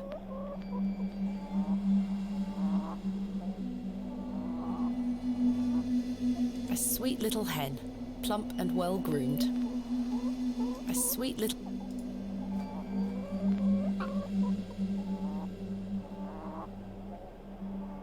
Yay, we can pick up the hens.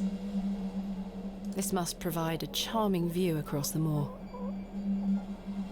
A carved stone has been affixed to the door. I think it depicts a crescent moon. Father, what do you make of this? A peculiar adornment. I've not seen any like this in Bewley, though it does remind me of a passage by the bard himself. It is the very era of the moon. She comes nearer earth than she was wont, and makes men mad.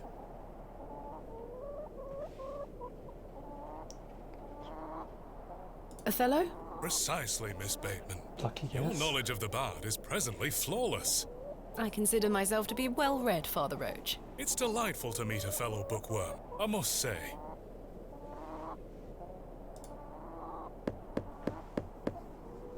Mr. Shoulder?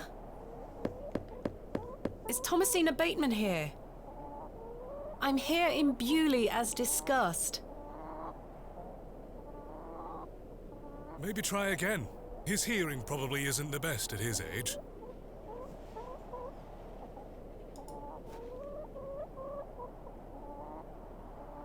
No sign of life? None. The window is nice and clean. The dwelling is by no means abandoned.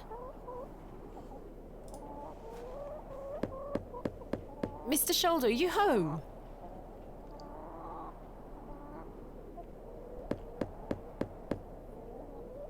Throw a chicken through the window. I will do no such It appears Mr. Shoulder is not at home. Curses. Perhaps you could try the handle? It's locked.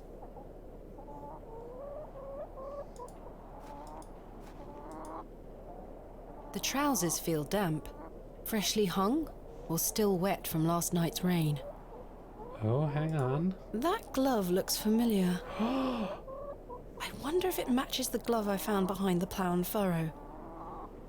Oh. The gloves are a pair. Does this mean Mr. Shoulder was in the alley last night? Why didn't he come inside to see me? Oh, curious. Perhaps he's gone for a stroll. Possibly. I'd suggest you call back later, my child. I myself must make my way back home. I have some matters to attend to at the church. Shall I accompany you back to Bewley? Oh. You go ahead. No, you go ahead, Father. Thank you. As you wish. Farewell, Miss Bateman. I hope Mr. Shoulder finds his way to you. Thank you for your help, Father Roach. My pleasure. Parting is such sweet sorrow. Enough Shakespeare. Enough Shakespeare. I see you tire of my quotations. Lord be with you. Well, Mr. Shoulder, you've brought me to Bewley, and now you're nowhere to be found. I'll just have to find Hobbs Barrow myself. I've no desire to lug a block of wood about the countryside. Pick up hen again. Okay. You're a sweet little thing, aren't you?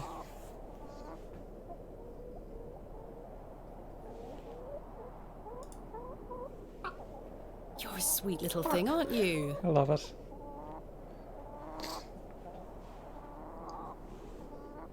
He looks much too unruly to be picked up.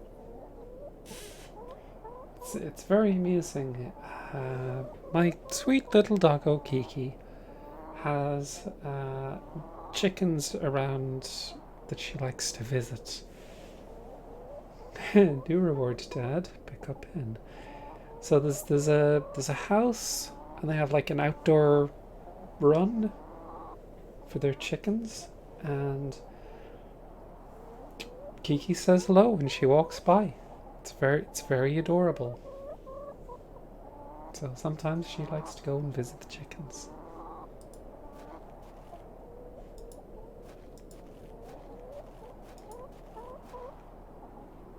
Those are nice chicken sounds.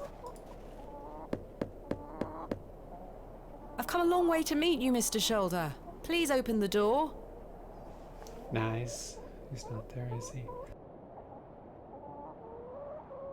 So sweet. Yeah. Hello there, Vectron 7. How you As I doing? trudged back to Bewley across those cold moors, I made a new resolution. I would find Hobbs Barrow myself, with or without Mr. Shoulder.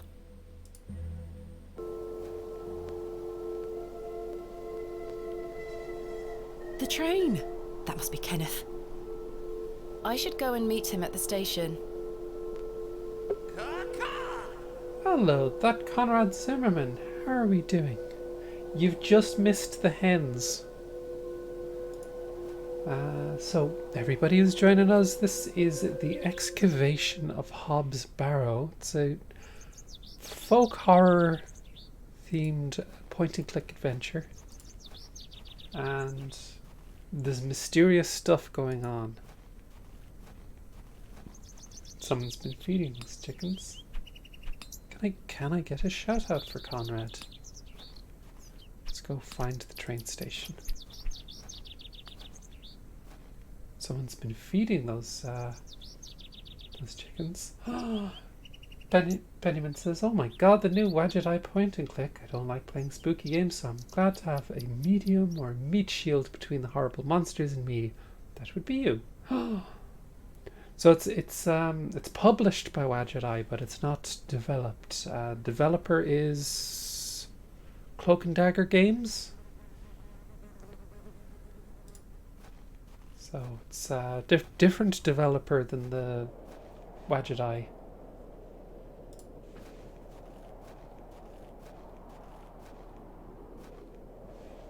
Oh, Where is Kenneth?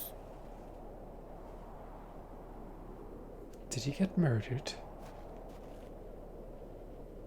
He was supposed to wait for me at the station. Mr. Tillett, where did you go last night? Have we met? Last night at the Plough and Furrow. Oh, Miss Bateman. I were blind drunk last night and woke up with a stinking headache. You still smell like a brewery. Sorry. You went to use the lavatory and never came back, Mr. Tillett. I searched everywhere for you. I think I remember you bought me a drink. Then it's all a blur. I woke up in my bed this morning with my wife sour at me for waking her at some ungodly hour. About last night. What were you going to tell me about Leonard Shoulder? Who? Leonard Shoulder. You told me you knew him. And promised to tell me more if I bought you a drink. Which I did. So what were you going to tell me? I don't really know the old bugger. But you said you did. Oh, aye. No, I know naught about him. No, naught about Leonard Shoulder. That Conrad Zimmerman says, "The person who used to do PR for Wadget Eye back when I was pretending to be a professional was the sweetest, best person I worked with." That's awesome. And Wadget Eye Games in the chat says, "Wow, this game sucks. Whoever published this must be some kind of hack." I will politely disagree there, but you know.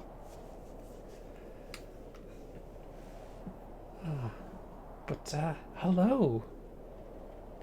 Very nice game, if I may say so myself. I've been looking forward to this one since, I think it was last year, or maybe it was 2020. I played the demo. Whenever that demo came out, I played that, and I've been looking forward to it since. Let's see. What should we say? If you say so, maybe he's telling the truth, or I don't believe you. He's hiding something. Help me out, chat. What should we go for?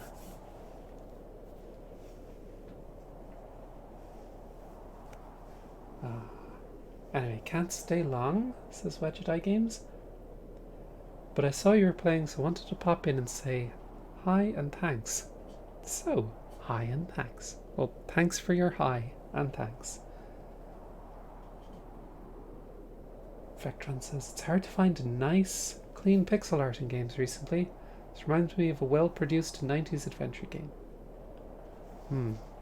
People seem to... Yeah, we don't believe him. Alright. Happy you're enjoying it. I really like folk horror in general, and it's something that's quite few and far between. And I love that this has that nice tone, and I think there's a lot you could say about what folk horror is generally, but to me it kind of has that the contrast between comfort and danger. That's where the meat of it is. It's like very not necessarily quaint and wholesome kind of country village type, and there's always this sense of people who are very, very happy and smiling to your face kind of thing, and then something sinister going on underneath, and the contrast between the warmth and then the sinister is what really makes that genre for me.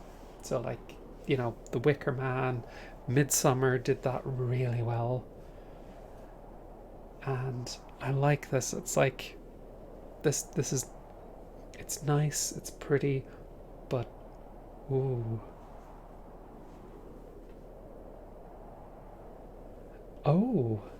Pennyman says folk horror is great. That's why I love Old Gods of Appalachia horror podcast. It's so familiar, but just wrong enough. And hello, Lord Loki of Asgard. Anyway, we don't believe this guy. You're hiding something, Mr. Tillett. I don't believe you. I say a lot of things when I've got the drink in me. I probably just wanted you to buy me an ale. A likely story. Look, what would I gain from lying to you? I An just ale. wanted another drink. Even if that's the case, it doesn't explain your disappearance. I don't remember out.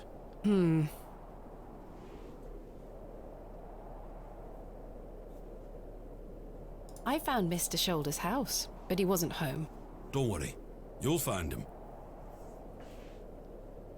I'm looking for my assistant, Kenneth. Oh, aye? His train has arrived. Not a single soul disembarked the last train, Miss Bateman. Impossible. Was that not the midday train from London by way of Derby? Aye, it were. Mr. Price were here, unloaded a few crates. But no Kenneth. Not a soul. Hold on. One of them crates had your name on it, Miss Bateman. A great big one it were, with... A red ribbon. Aye. What is Kenneth playing at, sending my equipment but not himself? Curses. Where is my crate now? Mr. Price took away all the crates on his cart. Who? Mr. Price, he's the postmaster. Where can I find Mr. Price? He lives above the storeroom, just north of the plough and furrow. You'll see it. There's a Royal Mail plaque on the wall. Thank you.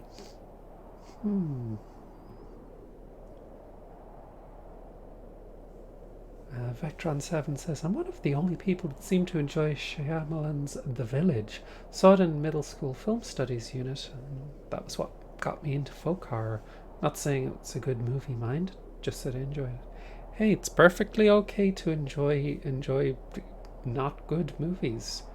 I haven't seen The Village myself, so I'm not going to comment on whether it's good or not, but, you know, it's like sometimes you can enjoy a movie for some elements, and that's fine. Surprisingly, one of my favorite bad movies is Shyamalan's Split, which is a really terrible movie, but I really enjoyed it because it was so ridiculous. And that's fine. Conrad says the village nails its tone. People are just wrapped up in being disappointed by seeing a twist coming in a film from a director they expect to have a twist from. Yeah. I should see that. I have a lot of stuff on my to watch list. So if I have the time later, I'm going to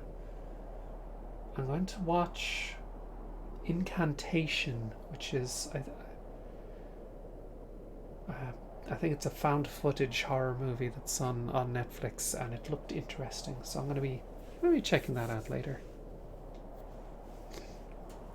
Conrad says, I enjoyed Split. I'm probably the only person who liked Glass. I didn't get to see Glass yet, but I would watch that just because Glass is gloriously schlocky dumb comic book crap. Fantastic. Let's ask him about the barrow. I'm looking for Hobbs Barrow. Hobbs Barrow. It's why Leonard Shoulder invited me to Bewley. He thought I might like to excavate it. Oh, I heard about a Hobbs Barrow somewhere out there. There's some old stories around it. What stories? I can't remember. Mr. Tillett, please. This is important. I'm awfully sorry, Miss Bateman. I'll try to remember. If he invited you here, then I'm sure Mr. Shoulder will tell you all about it. That's if I ever get to meet him. I'm sure you will. Huh. Nova Jules says, I used to think that I didn't like horror, but it turns out I just hadn't seen good horror. I just can't stand the jump scares, and they're so common, Okay, here's a recommendation for you. Noroi, The Curse.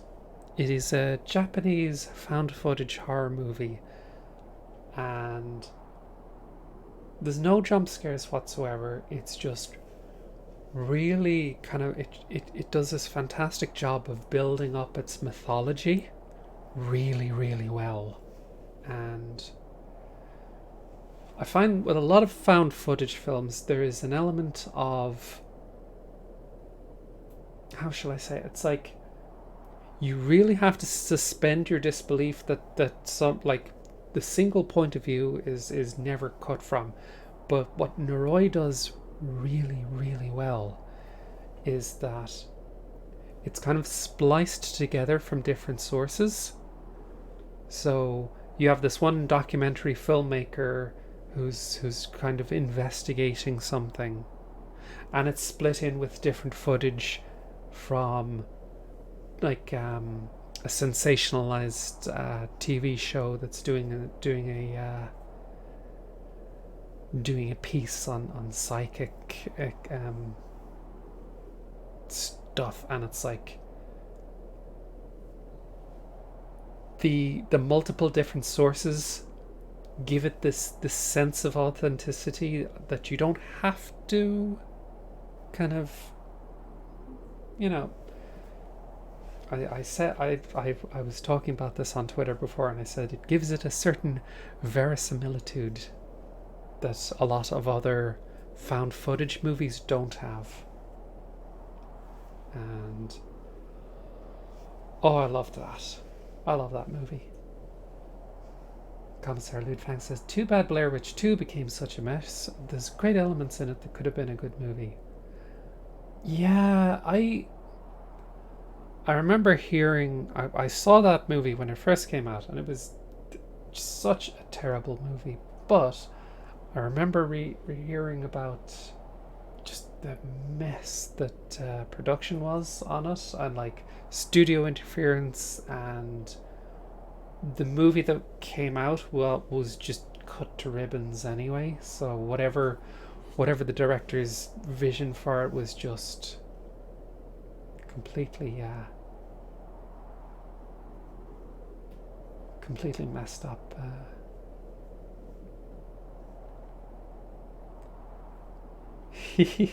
Panda Bibble says Noroi starts off just unnerving and you have no idea where it's going, and then it suddenly slams all the pieces it's set out in front of you together. Wish I could watch fan footage. The camera work always makes me ill. That is a problem sometimes, but don't worry about it. If you're not up for watching it, don't worry, don't apologize. So let's see.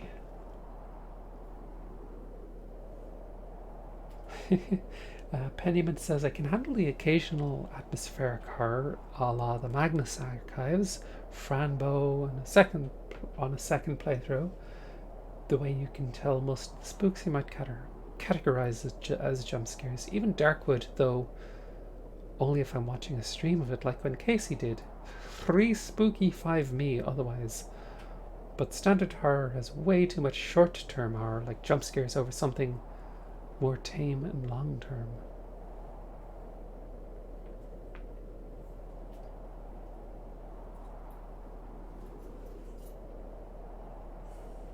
Yeah, I think Mildred's Scary Cats YouTube channel is pretty good at finding horror you can stomach, even if you don't like the film itself. The delivery in the video is usually enough on its own. Mildred does some good videos there. Let's see. 6 spooky, 9 me, says Enderpig. Oh, okay then. Right. Let's see. Let's ask about last night. About last night? You really don't remember where you went last night? As I say, it's all a blur. I remember needing a piss. Then nothing. Well, you must have missed me when I came out. I did not. I even went to the gents' toilets to find you.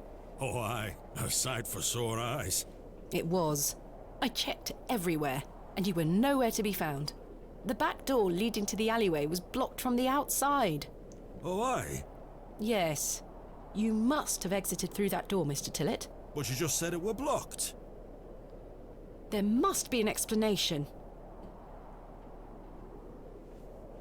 My mind has drawn a blank. Why was the door blocked? Did you block it? I told you I don't remember. I've nought to say because I remember nought.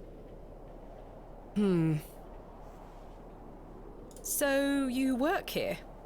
Aye. Bewley's station master at your service. Would you like to buy a ticket? Not just yet, thank you. I understand that some of the locals are not too happy about this new station. Aye. I'd go as far as saying the whole village. How long has the station been open for? About 3 months. We're on the Midland Railway line. This employment's been a saviour for me. If I weren't stood here, I'd be drinking my life away at the pub right now. It's worth the occasional withering look from Cyril and the rest of them. Where can I find Mr. Price? He lives above the storeroom, just north of the Plough and Furrow. You'll see it. I There's a think I Royal asked that Mail plaque already. on the wall. Thank you. Farewell for now. Ta-ra!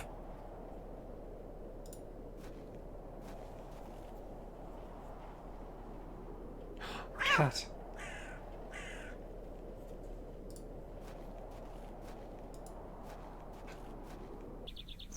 Why not have pixelated it? Fair enough. Good day to you, Cyril. I'll do, lass. What are you up to, Cyril? Keeping an eye on that bleeding railway station. That's what. Thankfully, no one got off the last train. Really hate that station, don't you? Oh, I curse Midland Railway for bringing their damn line through Bewley.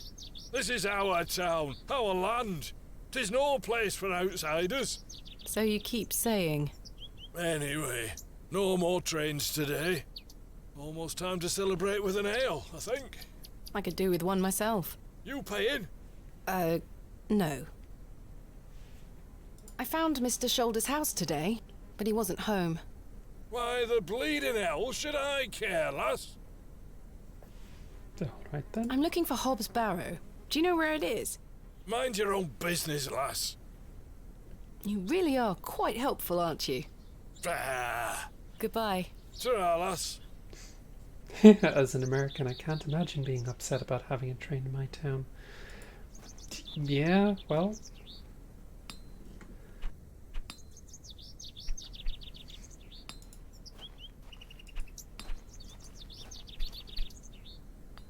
The sign is in a shabby state, but the shop appears to be a cobbler's.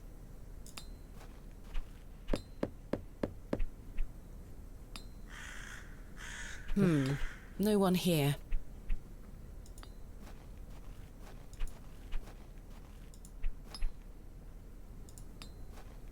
I can't remove the plaque. A small plaque beside the door reads Vicarage. Let's find this, thingy-bob. Hello? Do you know a man named Leonard Shoulder? I don't know out about no Leonard Shoulder.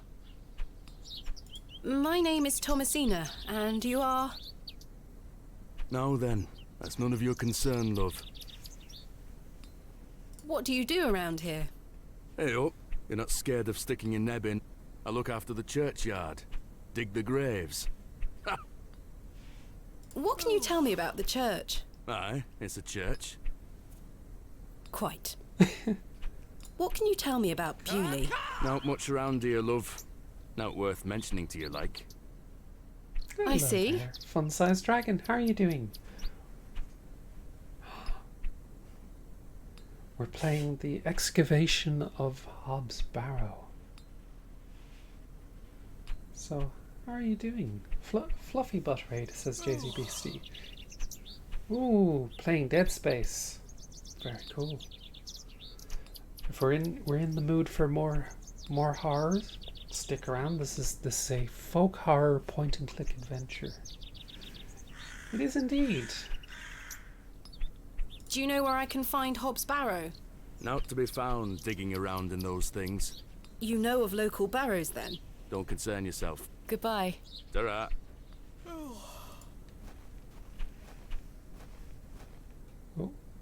I could tether a horse here if I had one. Let's go this way. No. Where was I meant to find the postmaster? It was a very good game too, says Commissar Lupin.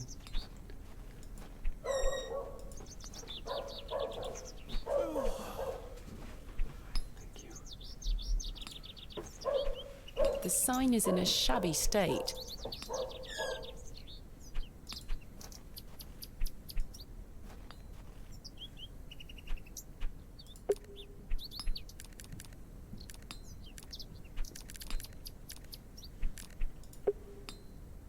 To do. Locate the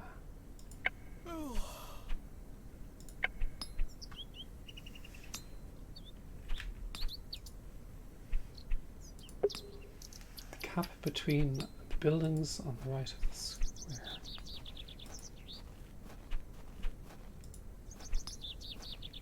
Thank you. That must be the postmaster's storeroom. Hello? Good day. I haven't seen you in Bewley before. I'm just visiting. Lovely. It's nice to see a new face. We don't get many visitors. My name's Henry. Henry Long. Nice to meet you, Henry. Thomasina Bateman. Wonderful. What a treat.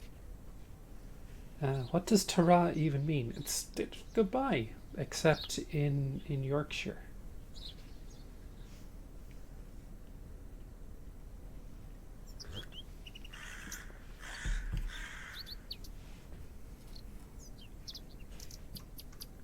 Let's ask him about the postmaster. I'm looking for Mr. Price, the postmaster. Oh, Mr. Price, my lovely neighbour. I'm afraid you've just missed him. Curses. I saw him wheeling a large crate into his storeroom just there. It must be mine. I really need it. Have a look through the window to see if it's yours. Where did Mr. Price go? I don't know. The man were in a hurry. I know he has family in Bakewell. That's miles away. Did he leave by foot? No, by horse. He must be a few miles down the road by now. Curses. When will Mr. Price be back? He didn't say. Could be tonight, could be a few days. How infuriating. I told him I'd keep watch of his storeroom, and I'm a man of my word, Miss Bateman. I shall not budge from this spot. A fast postman is a terrifying thing. Let's ask him about... Do you know a man named Leonard Shoulder? Aye, funny old fellow. I hear he lives way out on the moors somewhere. Have you seen him recently? No, not for a long while now that you mention it. Why do you ask? It's a long story, but I was to meet him in Bewley. He invited me here. Well, I must thank him when I see him for inviting such an enchanting young woman. You flatter me, Mr. Long. I'm looking for Hobbs Barrow. One of those old burial hills? Yes. Do you know where it is? Believe it or not, I haven't set foot on the moor since I were a child. Why is that? I've got all I need right here in Bewley. And we're all truly blessed with the railway station, which brings us lovely new faces. Your opinion of the railway station differs widely from your fellow townsfolk, Mr. Long. I've not met anyone particularly keen on it. That railway line is the start of a new era for Bewley. Mark my words. There's much to protect here, but we need new blood. I hope that some of you visitors will actually stay here permanently. Why is that? So I have new friends to talk to. Some people here don't want any new friends. Cyril Farnaby, the miserable old sod, is the worst offender. New blood. I've had the pleasure of meeting Cyril. He really dislikes the railway station. Absolutely miserable he is. I've tried to convince him many times that the station will help Bewley. He just doesn't understand. I met him last night in the Plough and Furrow. Aye, the scene of our many debates. Blimey. I could go for an ale right now, actually. Can I buy you a drink? Really? No. Wait. Do you think Mr. Kemp will let me open a tap? Perhaps. You could always ask him. I shouldn't leave anyway. Mr. Price is relying on me to keep watch of his storeroom. You seem in a good mood, Mr. Long. It's just lovely to see a new face. Where are you from, Miss Bateman? Oh, should we tell him or lie? Should probably tell him. Or should we lie? You know what? I'll let people decide while I quickly be right back a second.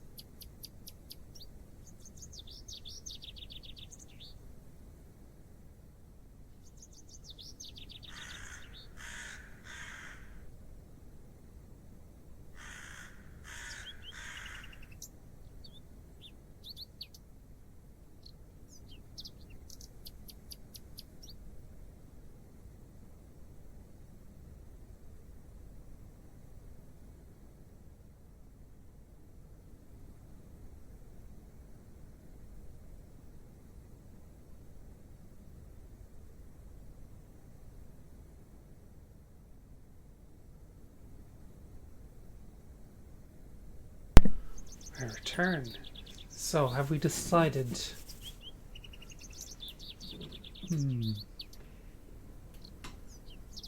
Truth as always. Alright, well... Originally a small town on the outskirts of Derby, Mr. Long. Though I currently reside in London. London? I've never met anyone from London. How very exciting.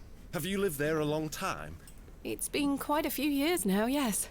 I've heard that the air there is so heavy with smoke, it makes it hard to breathe. Is that true? Some days.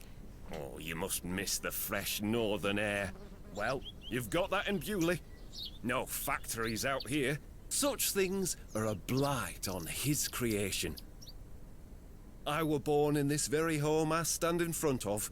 Bewley is in my blood. Why would I ever want to leave? Especially now I can meet new folk thanks to the railway line. Goodbye. Don't be a stranger. He's slightly creepy. Royal Mail, Postmaster's Residence. This must be the local post office. He does keep talking about blood. Aha! There's my crate. Kenneth always ties a red ribbon to it. I can see an envelope tucked behind the ribbon. Perhaps it can help explain Kenneth's absence. Right. I'm going to have to get in there. Breaking and entering. Yes. There's nothing else I wish to discuss at the moment. Okay. Right. The postmaster isn't home. But my crate is in there. You'll have to wait for Mr. Price to get back. Oi, keep away from that door. I promise Mr. Price I keep an eye on his storeroom while he's gone. That's some good dog. Break the law. Oh, we're totally gonna break the law.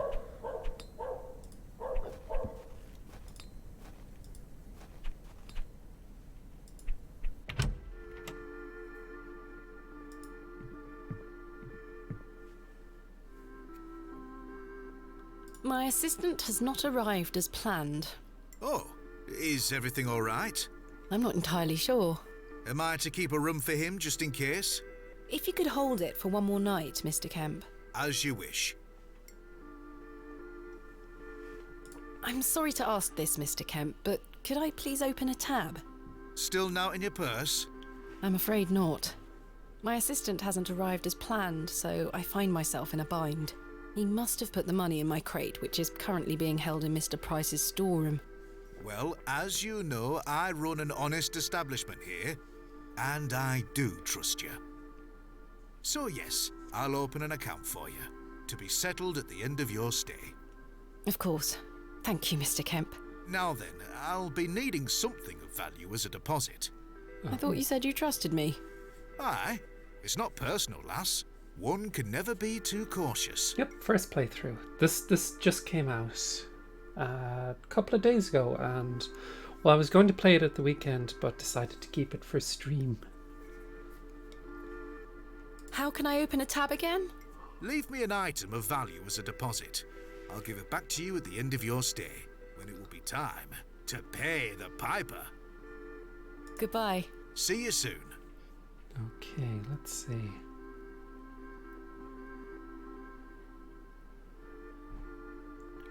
This isn't mine. This is something I stole. Will you accept this silver cross pendant as a deposit? Can I take a closer look at it?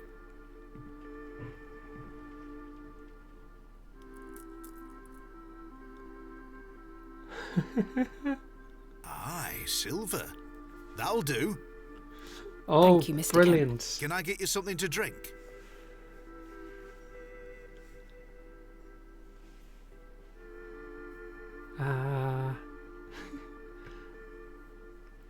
Yes, please. A tankard of your finest ale, Mr. Kemp. I love pawning off someone else's stuff. There we are. That's 2 pence on your account. Thank you. We are now Dracula susceptible. Most agreeable. Yay. Pint.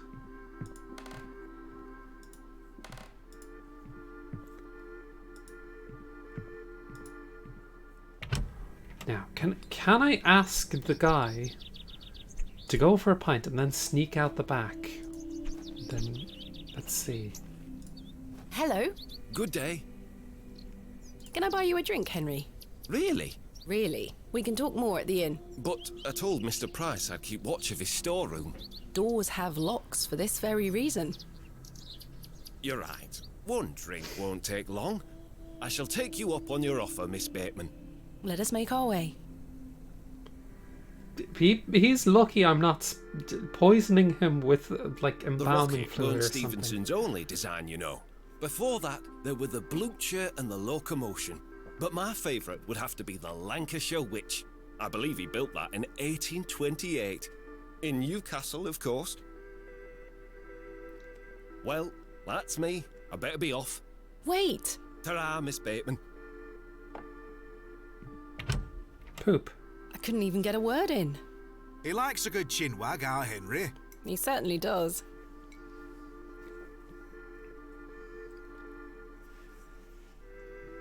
Have you seen that meme with the guy talking to the girl? Yes.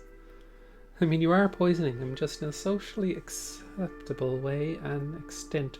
I suppose so, but still. I'm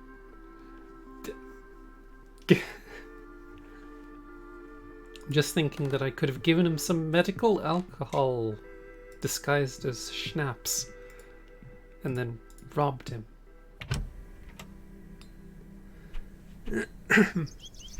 I always thought it would be spiking his beverage with one of gaming's thousand different sleeping meds stuffed in either food or drinks. I have drugged so many dogs and goats and people in point and clicks I've lost count. Hello. Good day.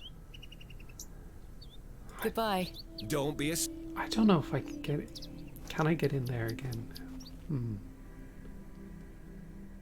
Halligan him out of upwards of 30p. That's exactly what I was thinking. I can probably get this door open, but I can't do... Okay, how to get him out of here? Hello. Good day. Can I buy you another drink? I suppose one more ale won't hurt. I shall take you up on your offer, Miss Bateman. How? Let us make our way.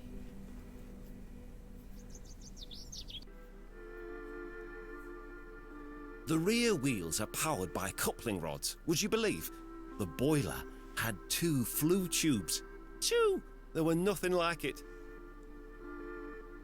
Well, that's me. I better be off. Wait! Ta-ra, Miss Bateman. Curses.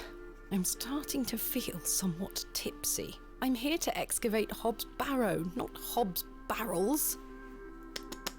Damn. 2 flue tubes, that's tubular. Commissar Ludfang says hint. Henry doesn't like Cyril. Oh, okay.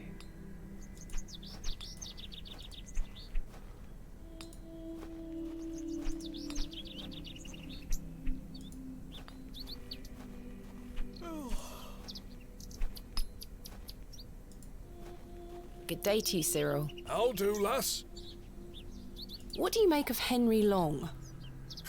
An idiot who thinks that station's a good idea. Can you imagine? Strangers pouring into Bewley. Turns the stomach, that does.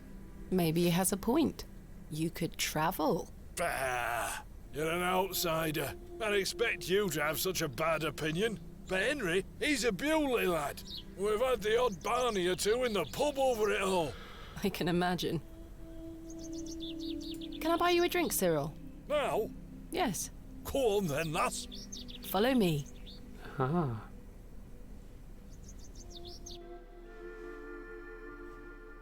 So then he turns around and says, "Why is a dog like a tree?" And I says, "I don't know." And he says, "Because they both lose their bark once they're dead." Very droll, Cyril. Well, it's been a pleasure, but I must be off. Aye, lass. Ta for the drink. You're not too bad for an outsider.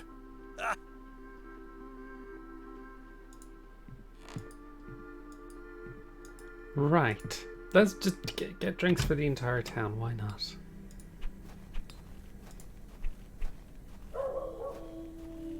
Hello again. Hello. Good day. Can I buy you another drink? I suppose one. I shall take you. Let us make up.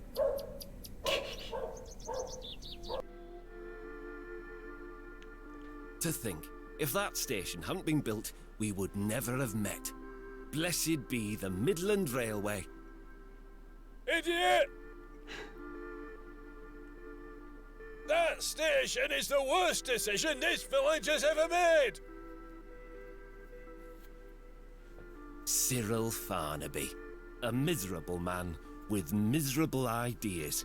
I will change your mind even if it kills me.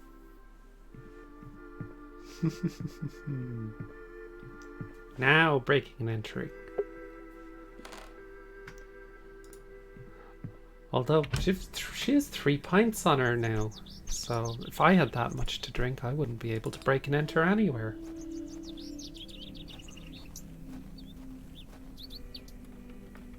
Locked, as expected. Now, how can we... I need to get inside without attracting too much attention. Oh, our room key probably This won't. key doesn't fit here. No, of course not.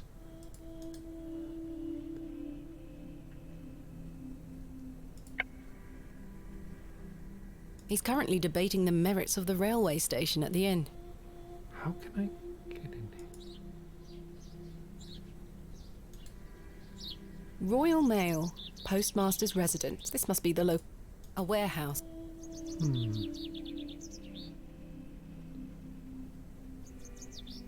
I can break and enter anywhere if I need to piss badly enough. Ooh.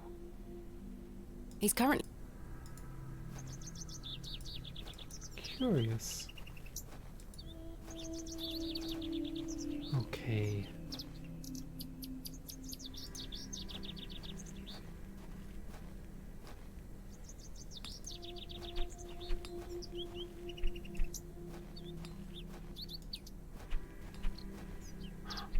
These flowers look pretty. Someone must take good care of them.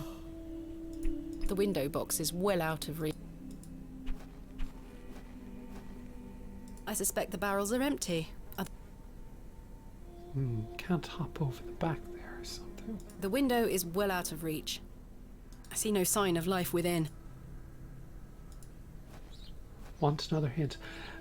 Leave it with me for a moment.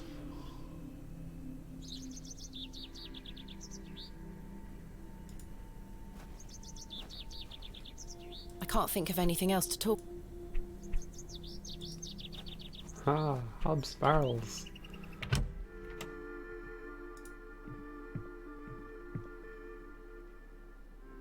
Goodbye. See you soon. These two are as stubborn as each other. I'll leave Cyril and Henry to their grand debate.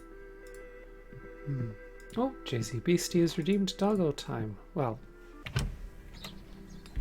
Kiki! Kiki! Hey! Guess what time it is? Oh wow, she is really tuckered out today. You're not too happy with the weather, are you? Oh, you're not. Somebody's bought you a treat.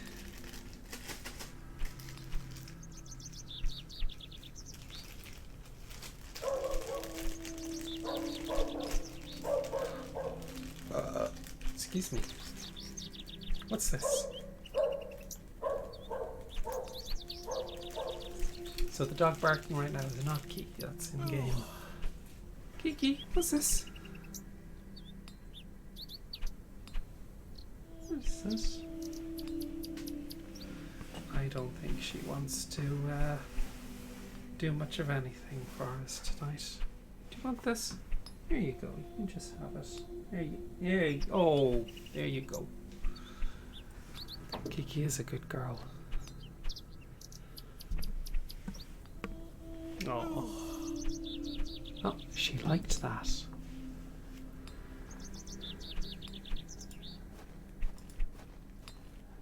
Yeah. Good day. Hello, miss. Goodbye. Bye. I wonder...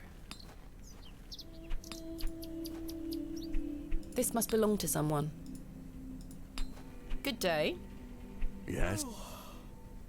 I noticed your spectacular fossil specimen. Oh, I collect them. This one is called an... Ammonite. I'm impressed, lass. From the Jurassic period, I'd venture. Do you collect them too, then? My true interests lie in comparatively modern history. Oh, well, I do love a fossil. It's important to remember that we all end up in the soil eventually. Quite. Hello, Michael Muto. How are you doing?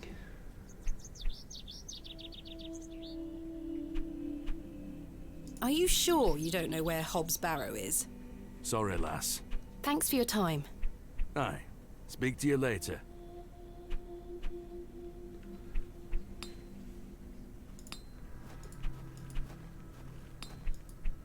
I'm good. Hope you are too, says Michael. Good, good, good. So how am I to get in here?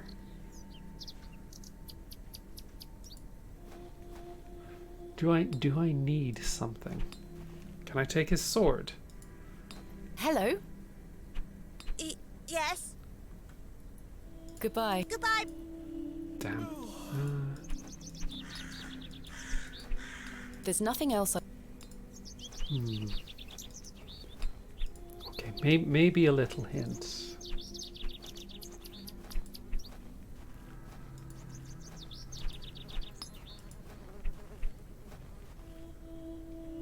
Hey, Fox Sauce.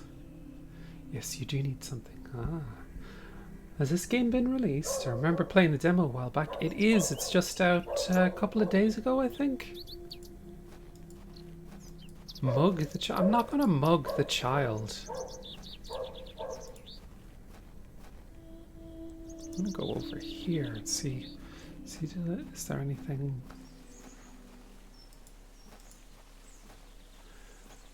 Visit the girl with the dolls. There's a hole. I have no desire to go rooting about in there. Why not? No doubt home to many a woodland creature. It could be a badger.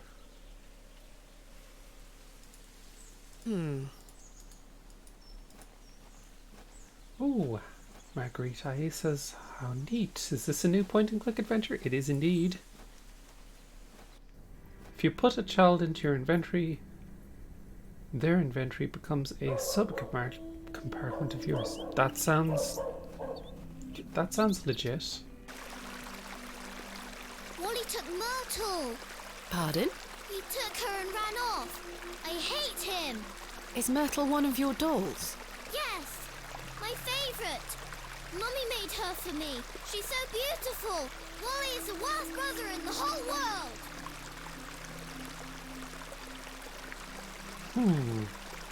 Why did your brother take Myrtle away? He's just jealous because Daddy is letting me come with him to the market tomorrow. Wally thinks I'm Daddy's favourite, so he took Myrtle from me. What if he rips her to tatters? What if he feeds her to Mr. Bryden's goat? Don't worry, Jane. I'm sure he wouldn't do such a thing. Where did your brother go? I don't know. Home, maybe. But I have to wait here for Myrtle's friends to dry out. Where do you live? Our home is on the other side of the village, miss. Maybe Wally went back there.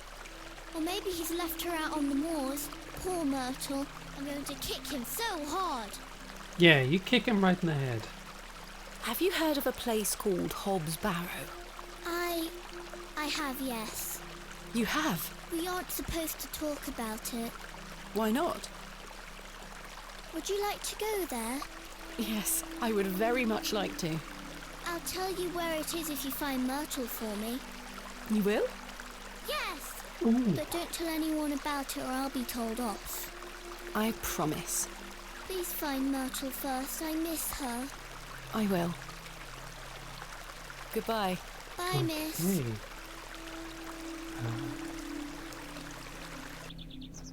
Splendid. Good to know, says Fox Sauce. Do love a good point-and-click game.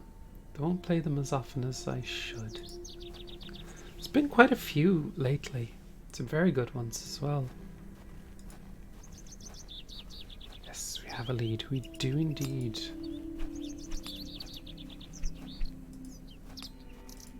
Oh, whoops. Hello. Didn't mean to click on him. Goodbye.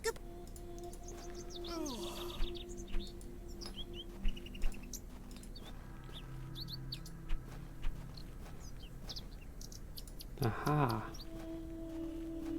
Good day. Jane tells me you've taken Myrtle away. And what if I did? That's a bit mean, don't you think? She kicked me! Look at this bruise on my leg! That does look quite bad. Why did she kick you? Because she's a little goblin. You don't know what she can be like. Besides, Myrtle is gone now. I've given her to the fair folk. That'll teach her.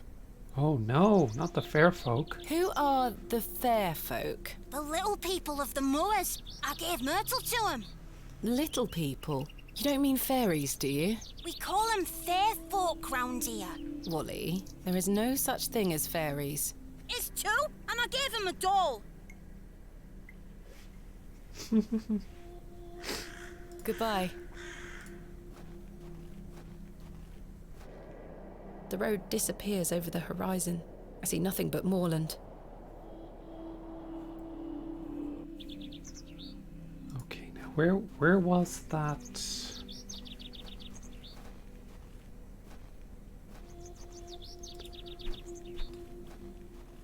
Let's look at our map. The Devil's Toe. Let's go there. Go back this way. I think. Oh, bunny rabbit.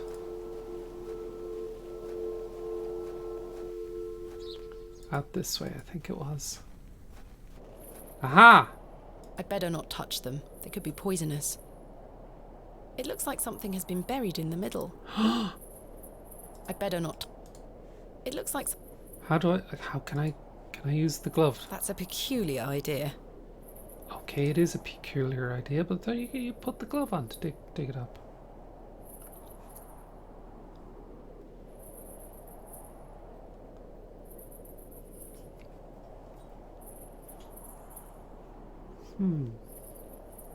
Need to dig up Casey's face. No, indeed.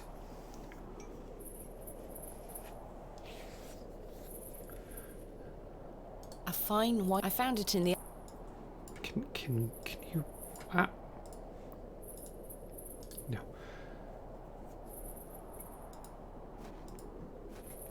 I need a trowel. Do I? Damn.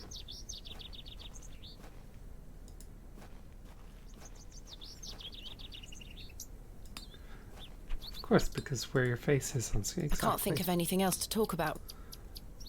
I have one just like this. Where will I get a trowel?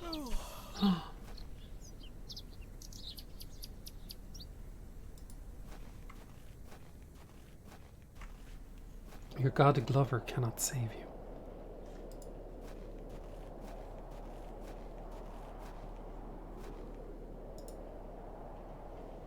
How's your headache faring? It feels like a steam engine is driving full pelt in a circle around me skull. Be sure to drink plenty of water, Mr. Tillett. Aye. I'll survive. What does a station master do? A bit of this and a bit of that. I don't wish to bore you with such things. As you wish. My responsibilities here keep me on the straight and narrow, I'll tell you that much. A sense of duty can do wonders for a lost soul. Indeed. This must be a rather lonesome post to occupy. Trains pass through here more regularly than you might think, lass. Farewell for now. Ta-ra. Oh, hello. We're playing the Excavation of Hobbs Barrow, which is a nice little point-and-click adventure that is like it's a folk horror. It's very neat.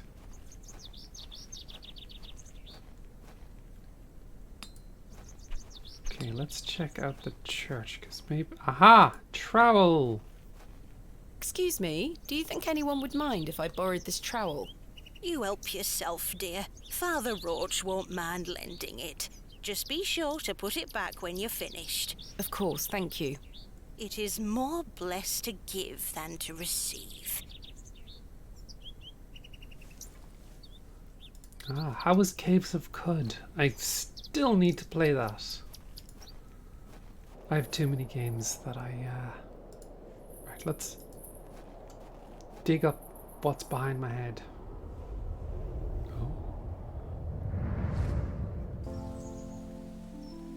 Thomasina, please stop leaving your toys lying about the place. What happened the last time you left your dolly under the tree? A fox ate it, madame. Yes, it did. Fetch it now, won't you? Then I'll fix your supper. Yes, madame. Oh. Mushrooms. Hello, fairies.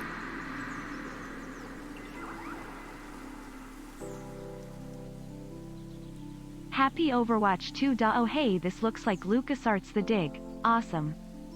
Hello, Lucky Bun. How are you doing? Thank you so much for the sub. And this is a very neat folk horror point and click adventure. I think you would love it. Aha, the dolly. There you are, Josephine. I won't let the foxes eat you.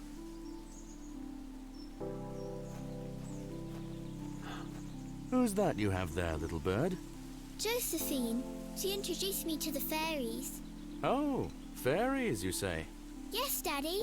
Do you believe in fairies? Of course. Do you see those mushrooms over there? Yes. That's a gateway to their kingdom. That's where Josephine and I go to talk to the fairies. Now, listen to me, Thomasina. Yes? You're old enough now to hear this. There's no such thing as fairies or talking dolls, my little bird. What do you mean? I'm sorry, my dear child. I do not wish to upset you. I just want to make sure that you understand the difference between fantasy and reality. Josephine is just a doll, and fairies do not exist. But, Daddy... Science is the great antidote to the poison of enthusiasm and superstition. Please always remember that. If you hear anything about fairies or the like again, know that it's hogwash. What is it? The poison of enthusiasm. Hogwash. Did Wally bury the doll, I wonder?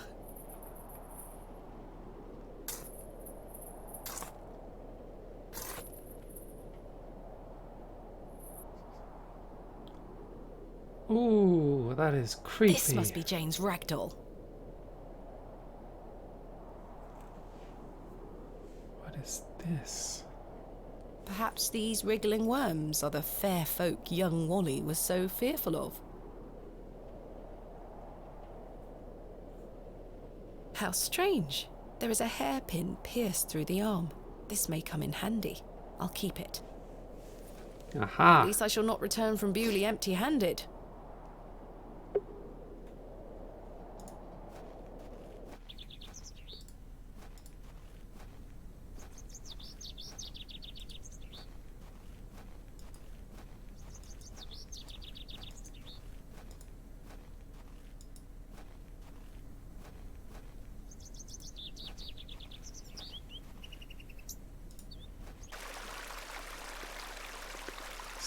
Stab the child with I the don't hairpin. wish to give that away. No. I present to you Myrtle. Myrtle! I missed you so much. Now, I believe we had a deal. Hide and seek. Come back. I will steal It's your in other moments dolls. like these I thank myself for not having children. They aren't mine to take. What? Not mine to take. That's not how you point and click protagonist. You need to take everything that isn't nailed down, in case you might use it later for an inventory puzzle.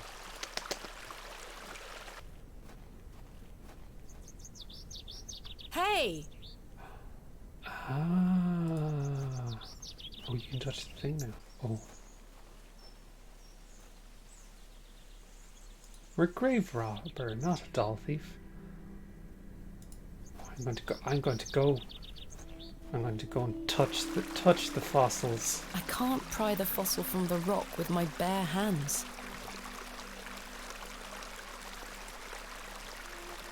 The trowel is too blunt to chip away at the rock. Yeah. What? Stab it with the hairpin. The hairpin isn't strong enough to remove the fossil. Those dolls belong in a museum. Ah.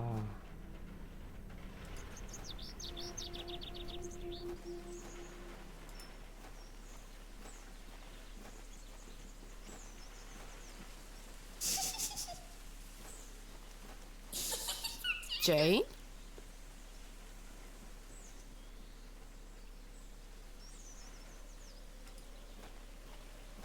Jane, get out of there. Don't make me come in. Fine. Badger hole. Curses. The hole is too small for me to fit through.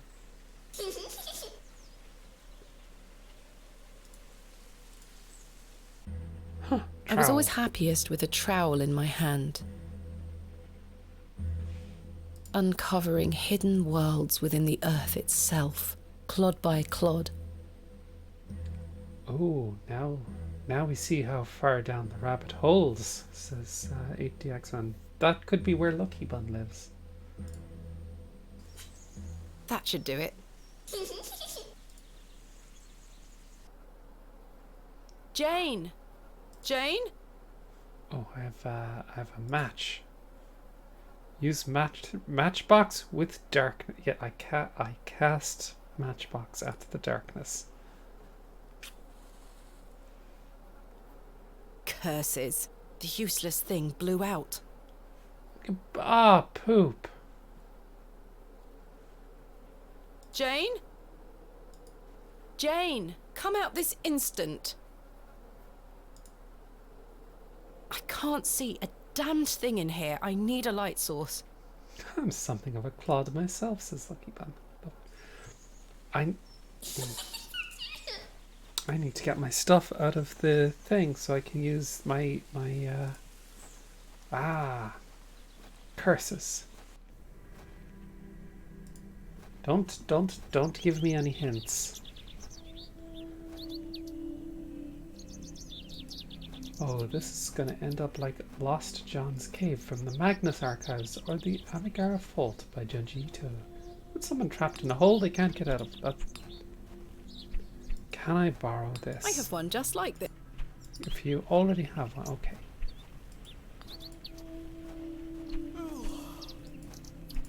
Can I get to my my crate now?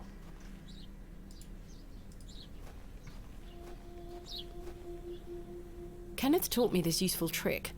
A hairpin is much more than a hair accessory. A few wiggles and this lock should spring right open. Aha, breaking an entry at last. Get the steam-powered skeleton remover out of the Snapped shed? the hairpin in the process, but I managed to unlock the door. Let's open this envelope. There's a note inside. Miss Bateman, I beg for your forgiveness. A matter of grave urgency has arisen in London, and I cannot join you in Beaulieu. I've packed your usual equipment, and pray you will find local assistance in my absence. I look forward to seeing you upon your return. Yours faithfully, Kenneth Murdoch.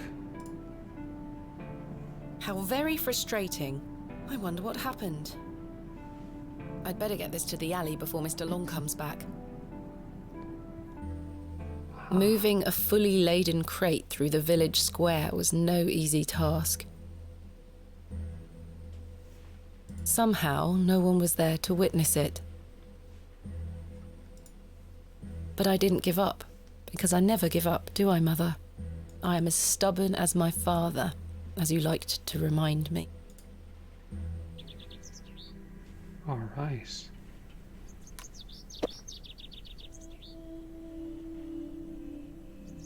Wait. Now retrieved our tools. Where's my money? It's not in here. Kenneth, you absolute liability of a man. It looks like everything else is in here. Picks, specimen trays, shovels. Oh, my chisel, I'll take that. Ah, my lantern. Hey. It feels light. There mustn't be any oil inside. I'll leave the rest in the crate. Stanley assured me things would be safe here. No money and no assistant. This is most inconvenient. He eloped with Still, I've been in worse situations. I've got a tab at the inn for now. I'll worry about money later. I must find that barrow and get on with the excavation. Would they be safe if you didn't break it? Maybe. Where will I get lantern oil? Let's see. Shovels, time to dig up the graveyard and begin eldritch experiments upon the bodies of the dead. I'll totally do that. Good day. Yes. Oil. I was wondering if you might be able to spare some lantern oil. I don't have much to spare, lass. Paraffin is as rare as hen's teeth in these parts. How much coin do you have? None, I'm afraid. If you're in a bind, I can trade you a small amount. A trade, you say? Aye. Ah. Thanks for your time. Aye. I know exactly what he wants. He wants the fossil for his collection. Let's get a fossil. I'm pissed I can't get a cake. I want to try one of the Bakewell puddings.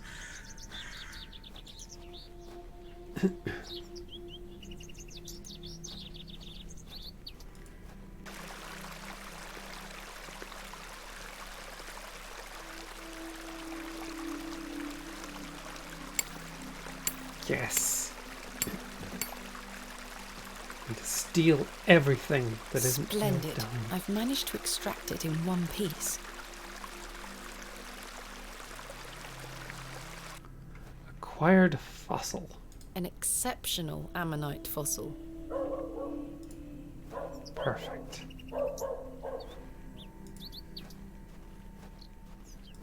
The rock was beyond nailed down and we even stole that.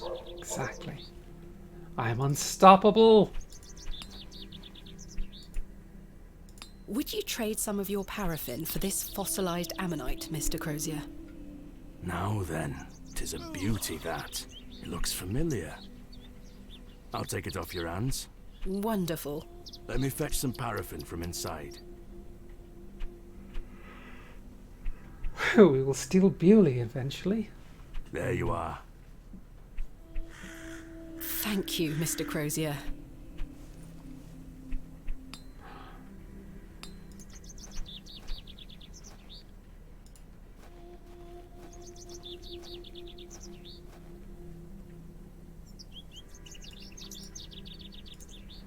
Nope.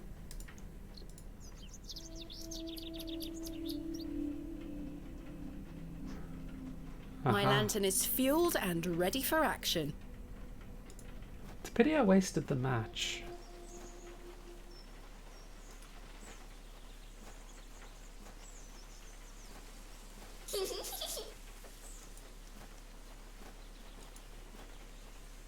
Right, let's put this lantern to good use.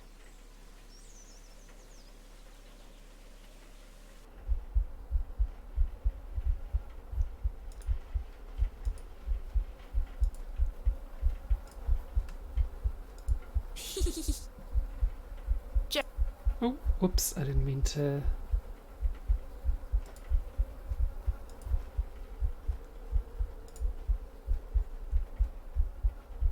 This is a post-Sierra game made for a millennial audience. Cthulhu willing, the match won't be necessary for progress, even if there's some kind of Easter egg for keeping it. Uh-oh. Badger! Goodness me! Badger, badger, badger, badger, badger, badger, badger, badger, badger, badger, badger, badger, mushroom, mushroom. Jane! Silly, what are you doing in that smelly old badger's hole? You were in there. No, I weren't. Yes, you were. Not true. I was hiding behind that tree over there. I got bored of waiting for you. So where can I find Hobbs Barrow? Go north from the church graveyard, up the hill. You'll see some muddy fields on the horizon. That's Mr. Bryden's farm. Hobbs Barrow is there. Don't tell any grown-ups I told you. And thanks for getting Myrtle back. My pleasure. Thank you, Jane. You've been a great help. Little snot. What a squirrel! I shan't be visiting the badgers again. I was lucky to escape intact.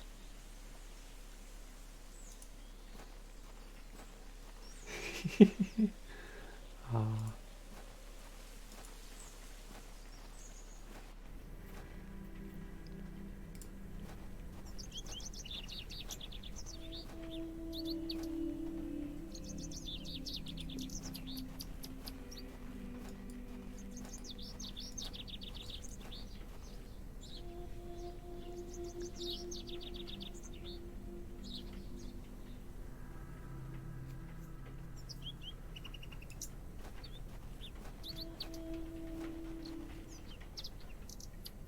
Hang on. I have a trowel. There's a fresh grave. I may be a barrow digger, but I am no grave robber. Oh, god damn it. I wanted to dig up somebody.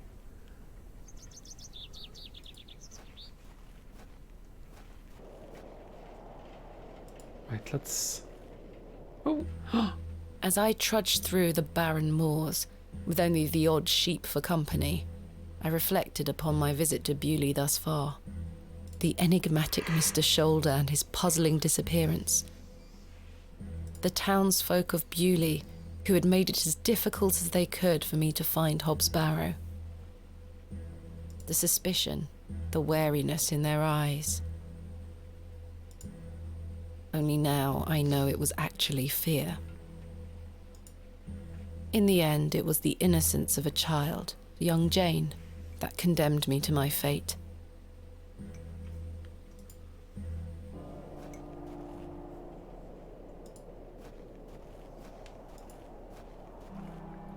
Who's this? Hello?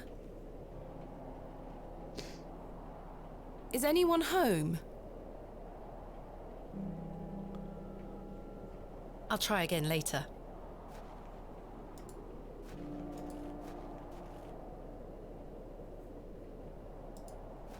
Bucket!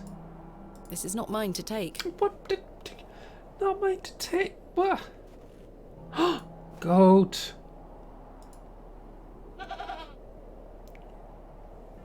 Easy, girl.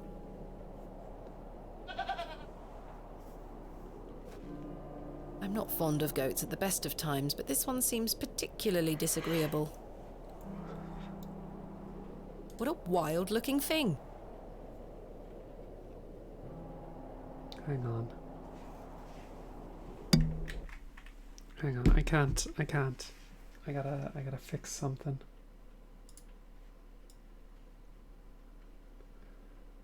There. Now everybody can see the goat. How is that?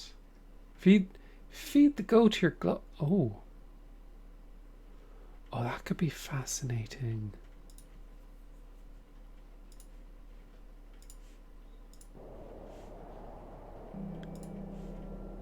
I should leave the goat alone. What? Oh, Pennyment has redeemed a switch face rig avatar. Let's do that. There we go. Yeah. Is this like if LucasArts made a horror adventure game? This is exactly what it's like. Also, moo.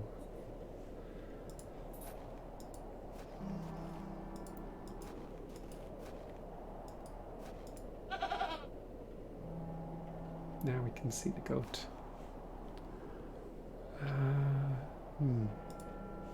Feed the lettuce. I should leave the goat alone.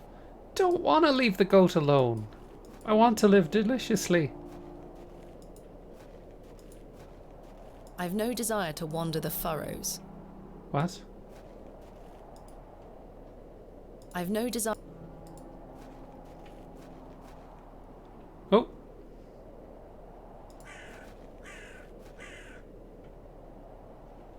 Oh, we can still inspect the hole. You're coming with me, little fellow. I shall name you Kenneth. Kenneth the worm? Okay. I've already taken one. We have a worm. We take worms over buckets? Apparently so.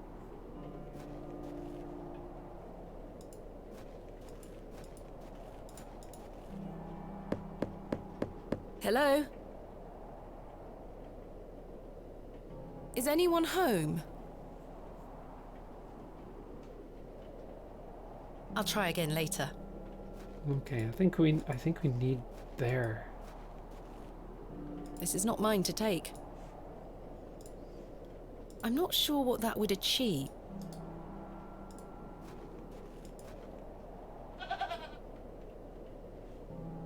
Do we need to get past the goat? Can we give the worm to I should leave the goat alone. Oh, I don't wanna to do. Explore Bewley.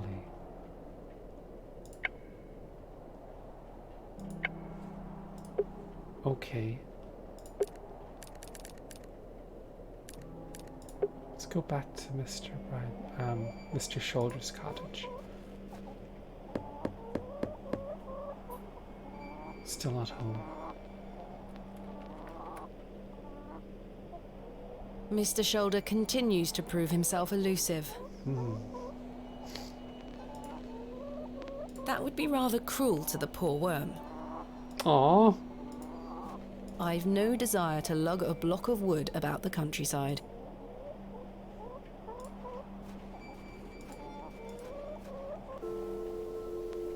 Some spooky music. What a peculiar name, the Devil's Toe. I can't quite see the resemblance myself. Oh, can we use the I don't wish trowel? to dig it up. Why not dig it up? Are you not a grave robber? Part of the forest you didn't go to yet. Oh, okay. Let's go to the map.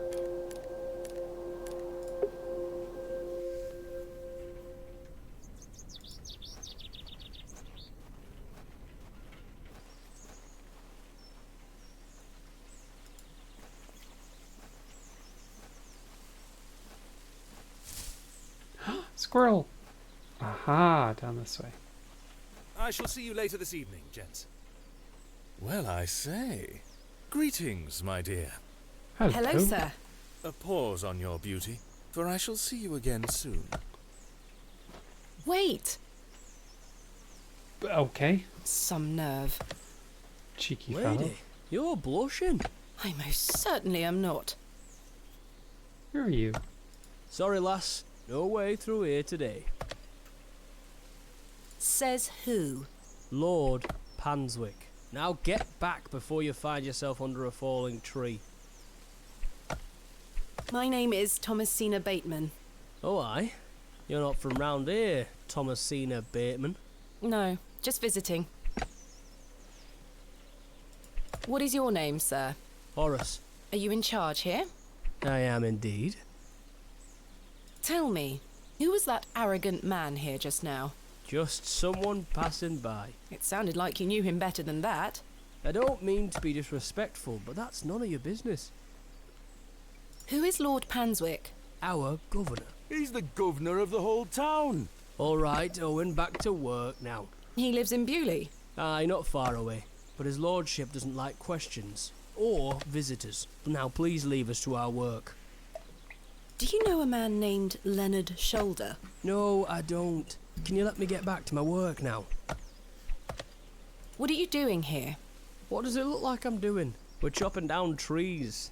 There is no need to be sarcastic. We're employed by Lord Panswick. He's ordered us to gather logs from his woods. That's what we're doing. These are his woods. Aye, his lordship owns most of the land round Bewley. Why are you gathering logs for Lord Panswick? By heck, you ask a lot of questions. If you must know, his lordship is repairing an old ruin on his land. We need the timber for the restoration work. How intriguing. What type of ruin is Lord Panswick restoring? An old chapel. I should rather like to see it. Not possible. His lordship does not welcome visitors to his estate. Thanks for your time. We'll be done by tomorrow morning. Come back then if you want to explore the woods.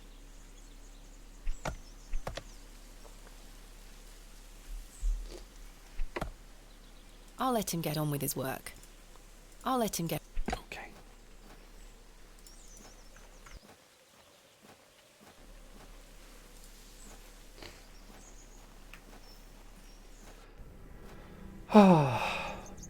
ATX man, I won't dignify that.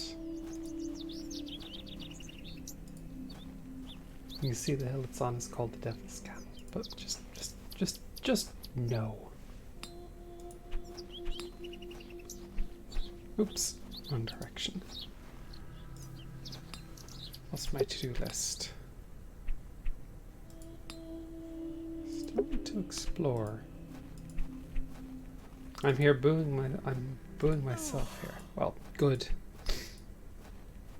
Hello? What can you tell me about Lord Panswick? Naught to say, except don't be sniffing around his lordship's manor. You'll end up with a round of shot in you. I beg your pardon? You heard me. Just mind your own business around here. Goodbye. Ta-ra. Oh, didn't mean to go in there. I'm gonna go this way for a moment.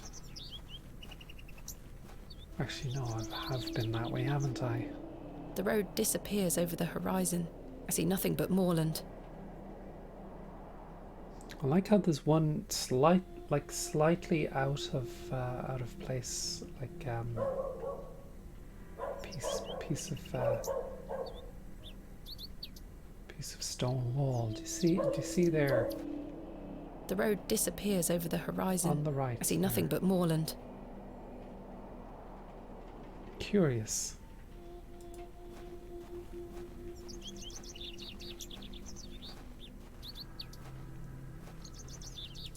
Let's ask about it in here.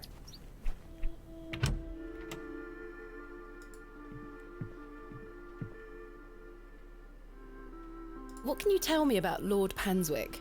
A most charming man, Miss Bateman. He looks after us here, a good fellow. Where does he live? Panswick Manor, on the moors. No visitors allowed.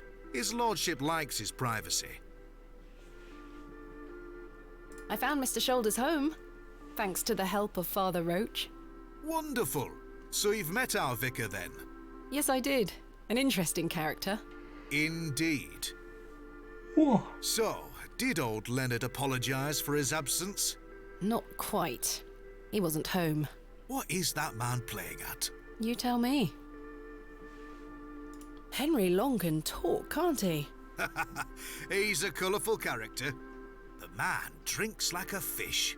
He certainly does. I've seen him drink this place dry and still be up to tend his garden at sunrise. The man can truly hold his ale. Goodbye. See you soon. You can double click on exits to warp onto them. I'm not in a rush.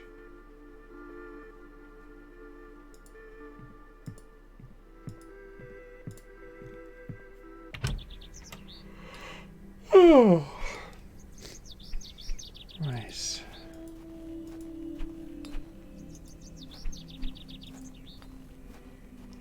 What can I use the worm for, I wonder? Good day. What can you tell me of Lord Panswick? His lordship commands much respect around here, lass. Keeps me busy with work. Why do you ask? Just curious. Thanks for your time. Aye. Speak to you later. Hello, the propaganda elf. How you doing? Hope you all have a wonderful evening. Oh, thank you. I hope you have a wonderful evening as well. Maybe the sword kid's... Oh! Of course he does! Yep, use worm with Douglas. I don't think anyone really wants to see my worm. Why wouldn't anybody want to see your worm? Come on. Hello? Yes? Are you sure you know nothing of Hobbs Barrow? That like a wheelbarrow? Never mind. What do you know about Lord Panswick? He gave me some sweets once. My friend says that Lord Panswick has special trees at his manor that grow sweets on their branches. Do you think that's true, miss? I think that's very unlikely. Me too. Goodbye. Phrasing? No, I was very, very deliberate in my phrasing.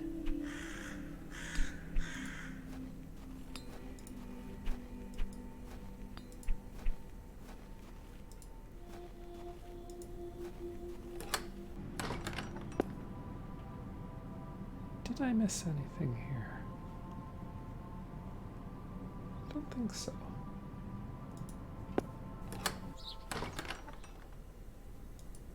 What about the worm on a cake? I'm not going to put a worm on the cake. I can't see how that will help me. Oops.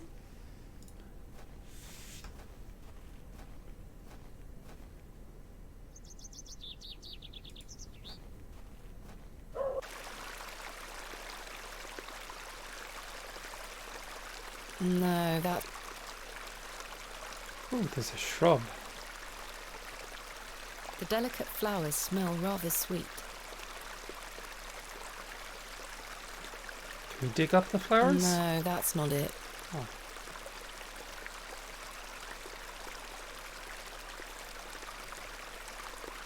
Worm and badger hole. I won't say what the worm is for, that's spoilers. Okay.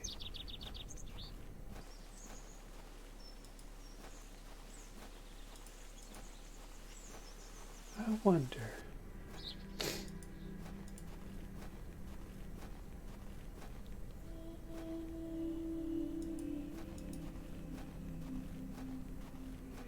No. Wait, I didn't ask her about the Lord. Hello. Good day. Father Roach asked me not to discuss that with Mrs. de Plancy. Oh, of course. Don't ask. What do you know about Lord Panswick? Wretched man. They say he is restoring a chapel near his manor. But for whom and to what god, I ask? Is he a man of faith? I've barely seen him set foot in St. Edmunds. It doesn't stop him from acting as our God-given ruler. Stay away from him, pet. Don't get yourself tangled up in local affairs. I certainly don't intend to. Thank you for your time. Lord be with you. Return the trowel? I'm not sure they would be interested. No, I don't think I can return the trowel. Oh. In memory of Peter Black. In memory of George Paxton. In memory of William Ager. In memory of Barnaby Tillett. In memory of Mabel Hurst. In memory of Percival Roach. In memory of Benjamin Garkham. In memory of Romeo Hegg, dearly missed by his beloved Juliet. Of course. In memory of Millicent Smith. In memory of Henry Crozier. In memory... Huh. I have nothing else to ask for.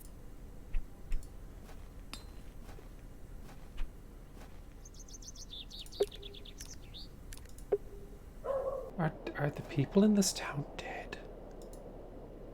What can you tell me about Lord Panswick? Oh, you've heard of his lordship, then? Yes. Do you know him? Aye. He comes into the village from time to time, gives sweets to the children, hires young men to work his land. He's well liked around here. I sense some hesitation, Mr. Tillett. Well, we kind of have an unspoken agreement with his lordship. He looks after us, provided we leave him alone. I don't follow. He likes his privacy. Some people do. No one is allowed to visit him. Do you mean to say that he's a bit eccentric? No. I've heard people got fired at when approaching his manor uninvited. Good grief. But is this true? Well, I won't be the one to find out. Farewell for now. Ta-ra!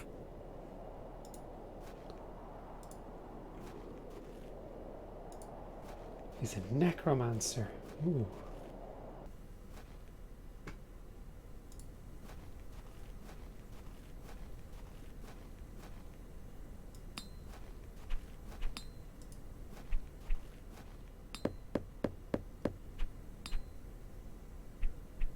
I don't think anyone is home.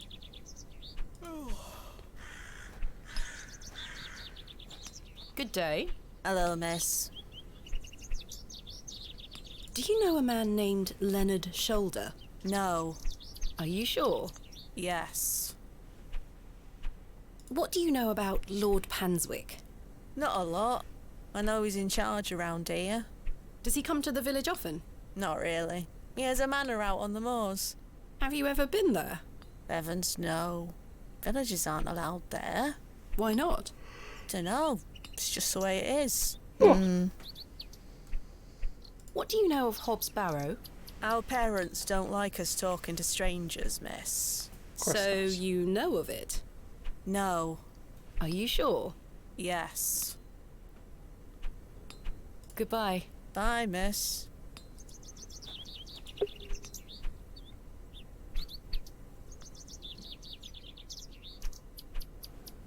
Still need to see what I can find out about Mr. Shoulder. I can't think of anything else. Have I missed discussing anything with anybody? Good day, sir. Nope. I have nothing else to ask for the time being. I'll leave Cyril and Henry to their grand. I must say, last night has rather put me off using these toilets.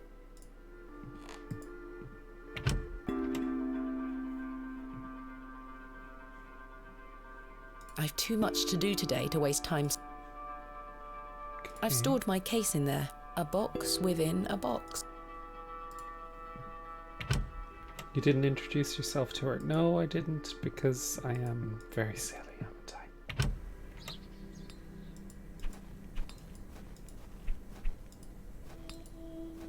Good day. Hello.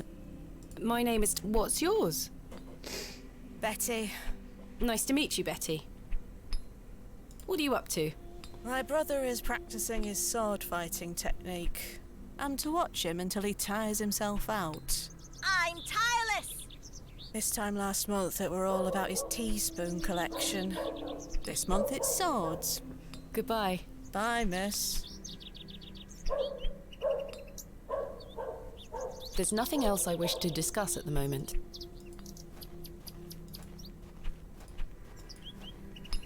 There's nothing else.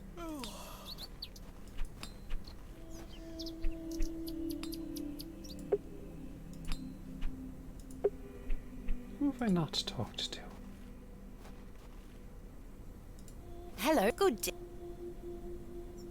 Thank you for... Lord be... Maybe she has more to say. Hello. Good... Why did you call Lord Panswick wretched? He hides in that manor of his and cares not for his people. I've heard stories whispered in the pews, you know. What kind of stories? That he shoots people on sight. Anyone that strays onto Panswick Manor. Good grief. Yet he will walk into the plough and furrow and buy ale for all and be hailed as our protector. I answer to God and God alone. Forgive me, pet. I shouldn't get so worked up. Not at all. I appreciate your honesty, Mrs. de Plancy. Thank you for your time. Lord be with you.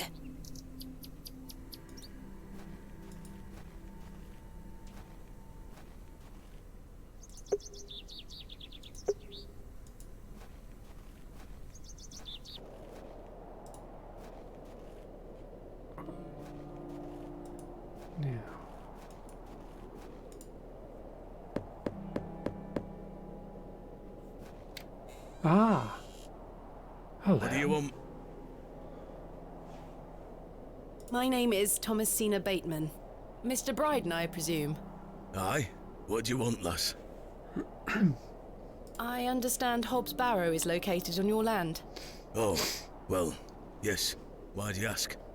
I am an antiquarian, Mr. Bryden. I'm writing a volume on the barrows of England. Oh, I suppose you'll be wanting to dig about it. If at all possible, Mr. Bryden. I was invited to Bewley by Mr. Leonard Shoulder, who told me such an excavation would be possible. Leonard Shoulder? Ha! I haven't seen him in years. The last I heard he were on death's door. There's to be no more digging there, lass. Not since it went so badly last time. Was there a previous excavation of Hobbs Barrow? Aye. Me brother dug it up. Must have been, 25 years ago. You see, whatever he found inside, well, it drove him mad. Oh? Aye. I moved back here to look after him. Poor bastard hanged himself not long after. I'm sorry, Mr. Bryden. That's terrible. Aye. Time passes, but it were an awful thing. What did your brother find? Samuel. Samuel were his name. Sorry, what did Samuel find in the barrow? I don't know. But something went wrong. Afterward, he could barely speak. You couldn't make out a word, like. That must have been hard. He lost a hand in that excavation too, you know. Goodness me, how? I try hard not to speculate on what might have happened, lass. I'd see him disappear into that barrow, dragging timber in with him. You'd hear him hammering away for hours. I offered him help, but he'd have none of it. Soon enough, he blocked the entrance off. To look at it now, you'd never know the thing we dug up. The land has reclaimed it. Tell me about yourself, Mr. Bryden. I live here with my wife, and I might be long in tooth, but I can still run this farm without too much help. Who else was involved in the excavation? 2 others, I believe. Outsiders, perhaps. I can't say for sure. I think they left town pretty swiftly afterwards. I lived in Bakewell at the time. I only moved back here to look after Samuel. I took over the farm when he passed away. I see. What can you tell me about your farm? Samuel's fair aside, we're a fortunate family. The soil is fertile here. Crops grow without too much trouble. All the other farmers round here raise livestock, even Lord Panswick. We grow feed for him. Most fortunate, Mr. Bryden. We'll talk about the ghost. That's quite an intimidating goat you own. Ha!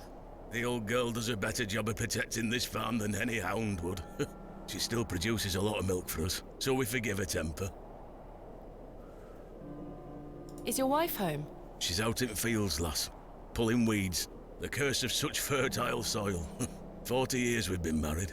I couldn't do it without her, you see. How splendid. Aye, my wife is a fine woman. Are you married, lass? No. I've had my fair share of proposals, Mr. Bryden, but that's not the life for me. Marriage is an important institution. You'll find a man one day. I manage rather well without one, Mr. Bryden. You haven't seen Mr. Shoulder for some time? I hear about him now and then, but it must be a good few years since I set eyes on him. He hasn't been here to visit Hobbs Barrow? Not to my knowledge. I heard he's beset by ailments. Don't leave his home often. How odd. I assumed he'd spoken to you about my visit. Not at all. What can you tell me of Lord Panswick? He keeps us going. Most of our crops go to feed his animals. What is he like? Oh, I've hardly laid eyes on him. He sends his workers here to pick up the crops. I see. Mr. Bryden, may I please have your permission to excavate Hobbs Barrow? No. Have you not been listening, lass? Samuel found something in there that's best left to rot. No digging here, lass. Oh. Wouldn't you like to find out more about what Samuel found in there? Perhaps. But Samuel boarded up that barrow for a reason. You don't want to tempt the same fate, lass. You say Mr. Shoulder is at death's door. What exactly ails him? I'm unsure. It's just what I've heard. I wouldn't want to speculate on matters that are not my business. Perhaps I can at least see Hobbs Barrow. I suppose you've come a long way to be here, lass. All the way from London, Mr. Bryden. Have you any proof of all you've told me? You wish to see proof of what, Mr. Bryden? I can't let any Tom, Dick or Harry wander around me fields. What proof have you of your claims? You wish to see... I can't let... What proof... Thanks for your time. Okay, Ta-ra let's now. see. Would the letters be a proof? Here is proof that Mr. Shoulder invited me to Bewley in order to excavate Hobbs Barrow. Leonard making bold promises, I see. Don't make me regret this. But yes, you can have a look at it. Thank you. Any road. Once you've set your eyes on it, you won't be wanting out do with it. The place gives one a queer feeling. So where can I find it? Through that gate to your left. Just head straight across the top to the field there. After 10 minutes or so, you'll see Barra, set on a hill ahead. Thank you again, Mr. Bryden. I really do appreciate it. All right.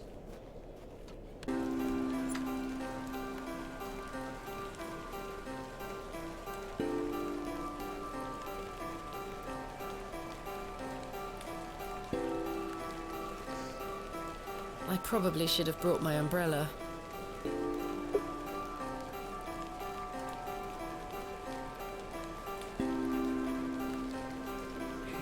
AR. AR. I haven't a clue what that could be referring to.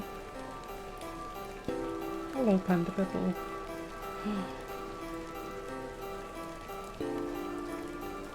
Finally, here it is. Hobbs Barrow.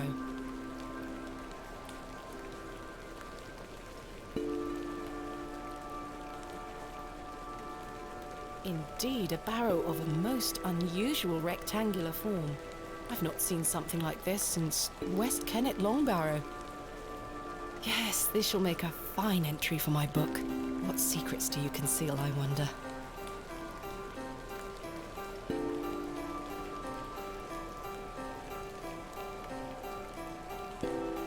Give it a good poke. That smell. Earthy and sweet.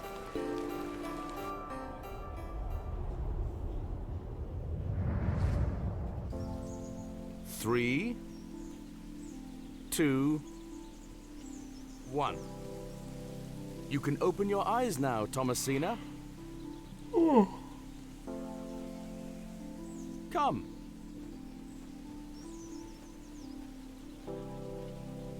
Are you ready for your first excavation? Yes, Daddy. Capital. Make sure you remember everything I've taught you. I have a feeling you might find something special. How exciting. I'll be watching from the steps, my little bird. Good luck. Thank you, Daddy.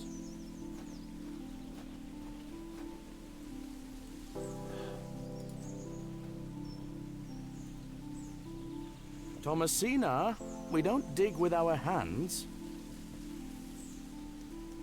Right click on that statue. Of course. Hello.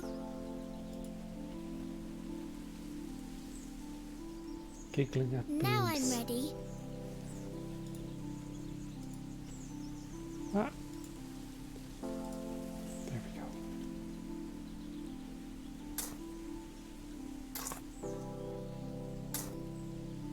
No treasures here.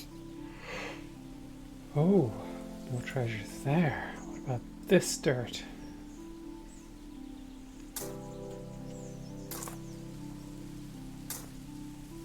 Nothing here. Nothing? Nothing? Nothing, tra-la-la.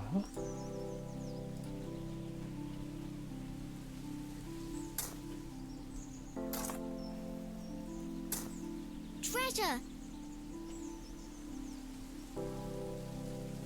Daddy, I found the treasure!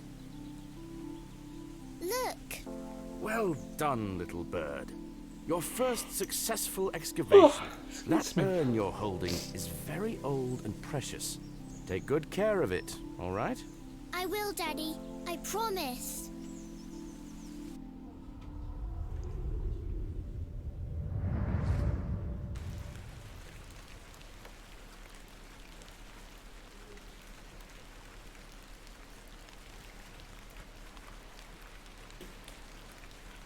time to throw it. I don't think... In good time.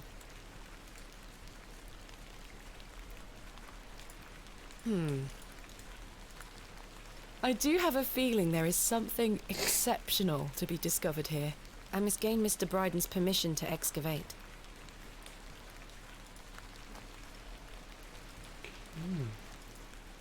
I do have a... I must gain... It's time to head back for the evening. Okay. Someone has carved the letters AR into the stone.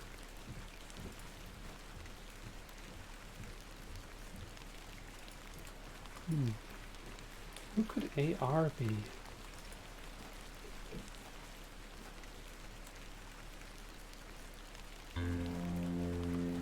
We saw the lump. What? The lump? What?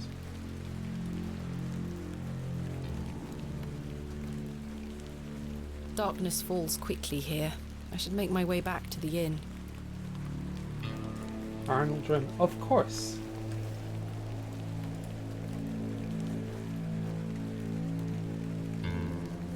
Is it this direction? Oh.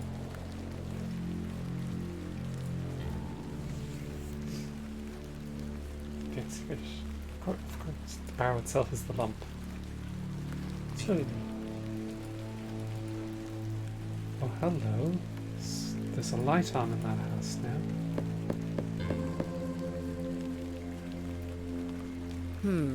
No one here.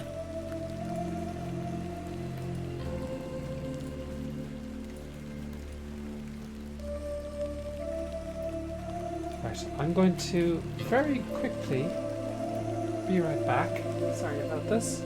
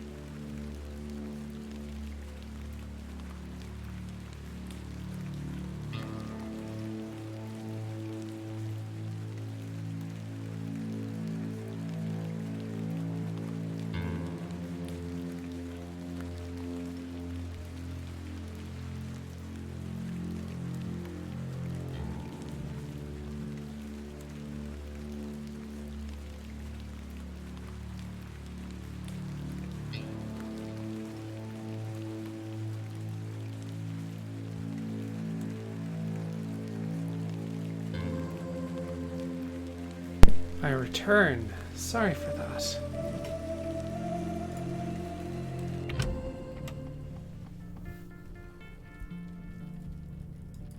Oh, the gang is all here. Good evening, Mr. Crozier. Evening. Thanks again for the fossil, lass. 'Tis truly a beauty. You're most welcome.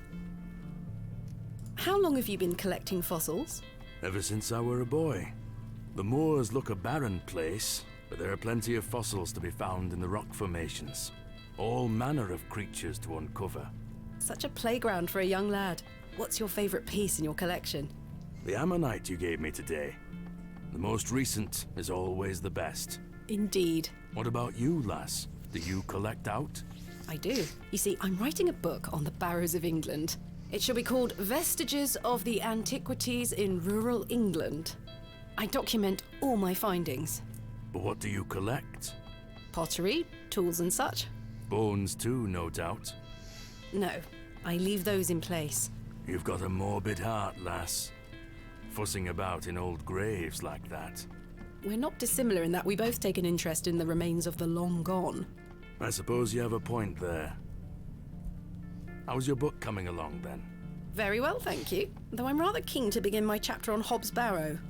Thanks for your time. Aye. Speak to you later. Hard to guarantee Casey's curator page is super good for finding good games. This'll be on there later. Good evening, gentlemen. What are you gonna do about him? If he thinks he can take her away from here, he's got another thing coming. I am gonna knock his bloody block off. In fact, I can think of a better punishment. Oi, what do you want, lady? Piss off. You heard the man. Charming.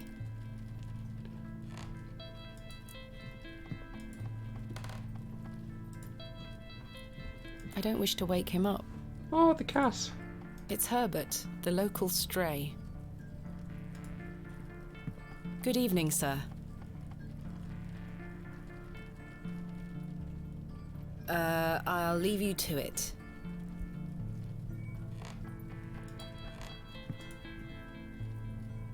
Hello again, Cyril. You're still here? Did Mr. Long convince you of the virtues of Bewley Station? What the hell do you think? Now bugger off and leave me to me drink.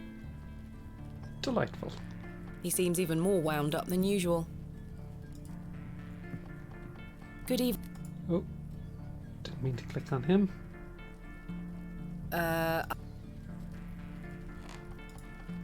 Good evening, Miss Bateman. Good evening, Stanley. Order a drink, sure. A mug of your finest ale, please.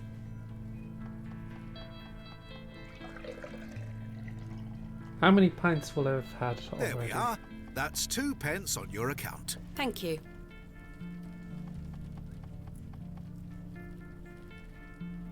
This game makes me want a nice ale. I found Hobbs Barrow.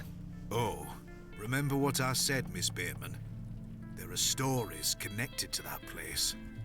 Yes, stories you won't elaborate on, I might add. Don't worry about me, Stanley. I'm quite capable of warding off imagined fiends. I have no doubt, but please leave that place be. I've come this far, there's no turning back now. That's precisely what worries me. Goodbye. See you soon.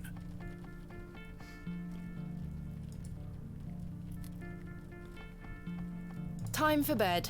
Tomorrow I shall convince Mr. Bryden to allow me to begin my excavation. Miss Bateman. How are you? Tired. Gonna buy you a drink? Yes. One won't hurt. Excellent. I feel bad about what happened last night. I'm sorry I can't remember it. That's all right, Mr. Tillett. Alcohol can do all sorts of damage to one's memory. I was thinking that maybe if we had another drink tonight, I might remember what happened. I'm not sure that's logical. But worth trying? I don't need any further convincing. Take your seat, Miss Bateman. I shall return with the goods.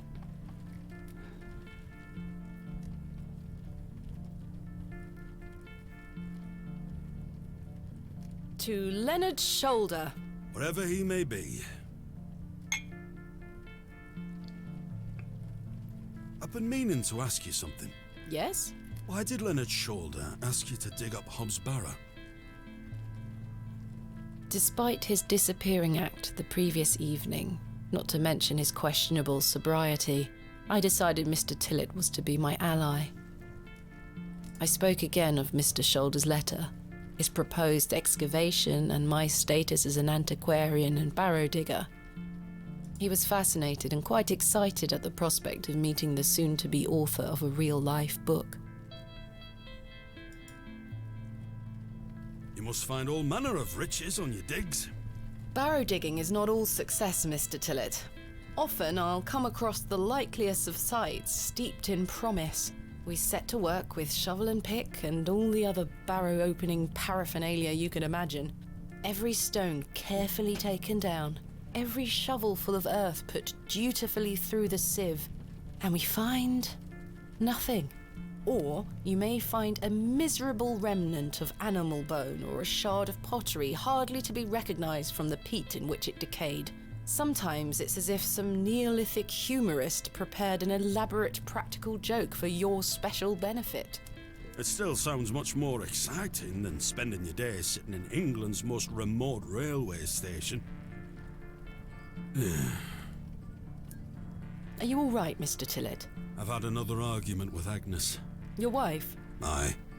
She didn't want me coming to the plough tonight.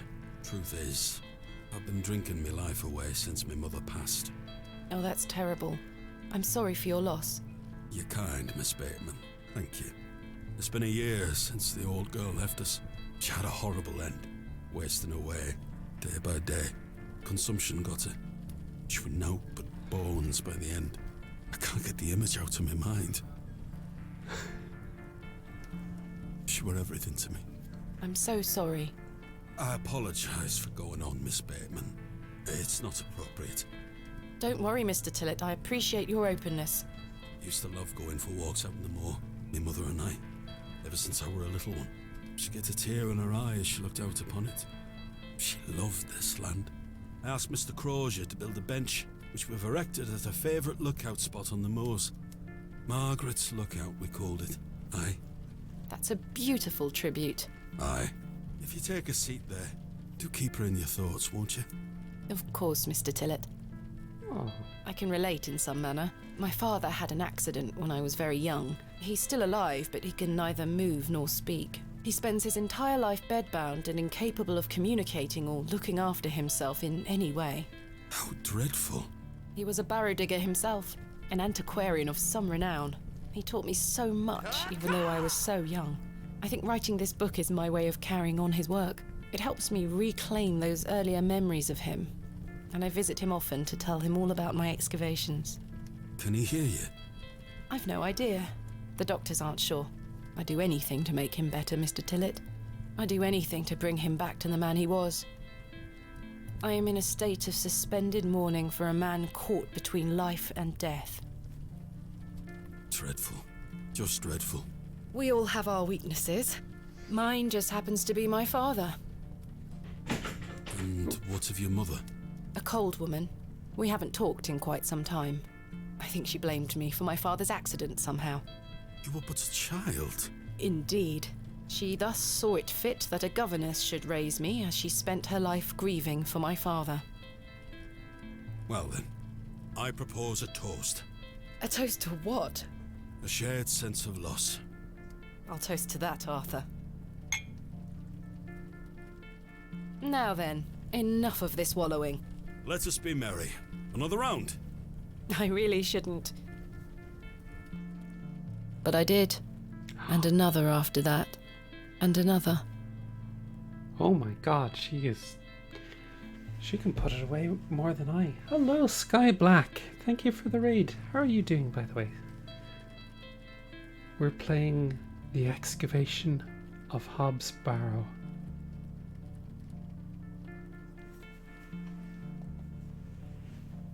It's a folk horror point-and-click adventure. The frustrations of my visit to Bewley slipped away with each swill of Stanley's finest ale. We had great fun that night, Mr. Tillett and I.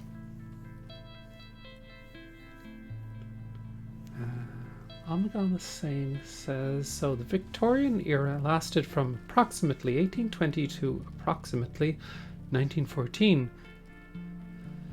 But since new trains are a plot point, I'll say this is no later than 1860. The Bank of England won't let me track the inflation of 2p in old money. £1 in 1860 would cost about £93.72 today. In the pound something era, which was until the 1970s, there were at least 240 pence in £1, so this pub is selling pints for around 78p in 2022 GBP prices, so still cheap as fuck. Huh. That's pretty cheap. I treasure the memory. Go on then! Let's hear those pipes. Mustn't. Sing the song. You're incorrigible. Please. You'll make a sad man happy. Oh, all right then.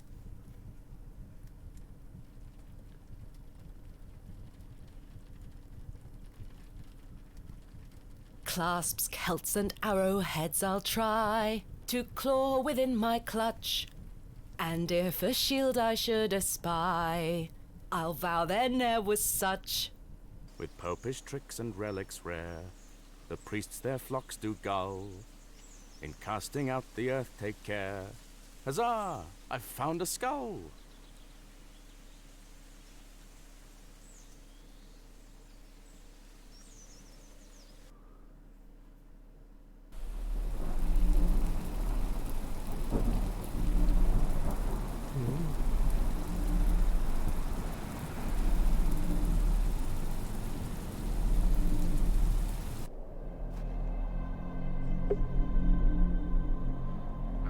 That West Canada Barrow was mentioned, and that wasn't excavated until 1859.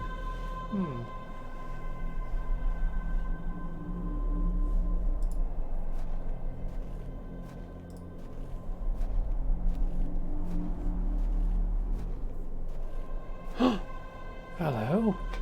Who are you? It's a little goblin man.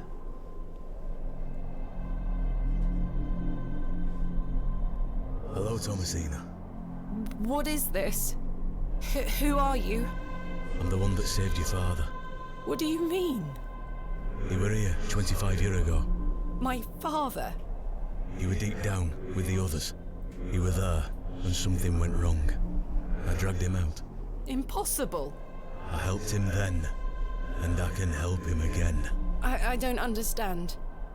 Believe my words. You'll find proof in morning. Now go.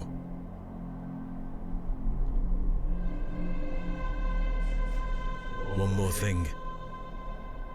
This is not a dream.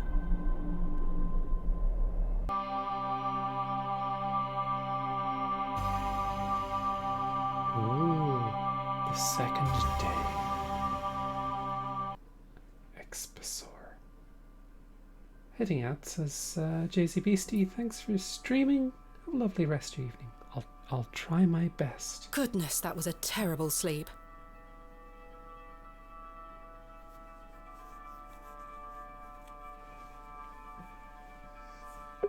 There's a book. What's this?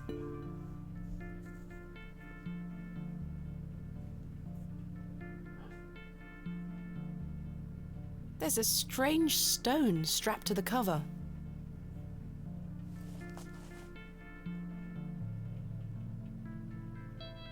Curious. Day 1. Arrived after a decent day's ride from Bakewell. This is a curious place. Locals seem distant. I'm to meet my local contact tomorrow, so it will be an early night for me. I shall try to keep a diary of my stay here and not give up by day 3 of the excavation as usual. Despite the thrill of possible new discoveries, I cannot stop thinking about my dear wife and wonder if I should have left her in her current state. I must have faith that she will conquer this bout of illness. Day 4. True to form, my journal has been abandoned. That not speak for the excitement I feel for this excavation. After much preparation, we dig tomorrow. Such an exceptional site with a unique history. As for the dangers, we shall meet them head first. We are prepared. I also sought out a local wise woman yesterday, and she provided me with a tincture for my beloved's nausea gravidarum. I am sure she will be pleased with it upon my return.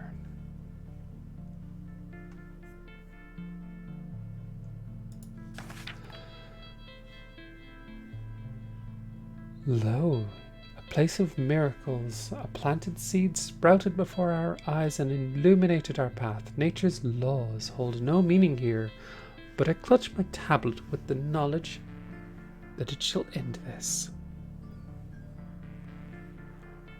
Rho Theta Epsilon.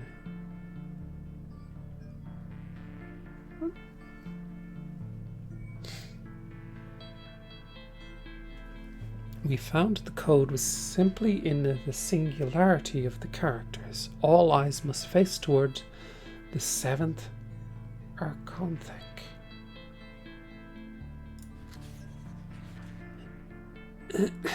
When the sun and the 2 moons meet, the guardian shall be defeated.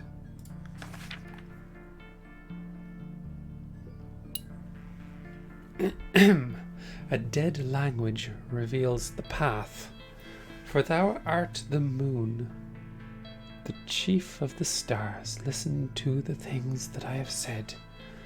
Follow the words of my mouth. Reveal thyself to me.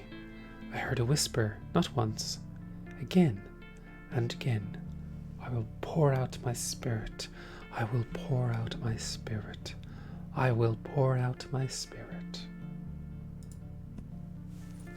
It appears to be a journal, full of hogwash. I don't recognize the handwriting. Huh. Maybe Stanley knows more about it.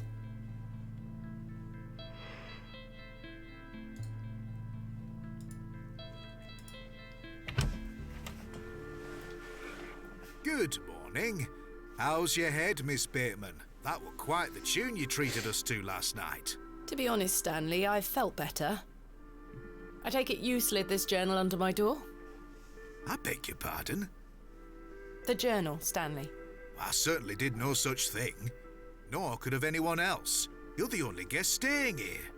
What's the meaning of all this? Do you propose that it manifested itself out of thin air? Well,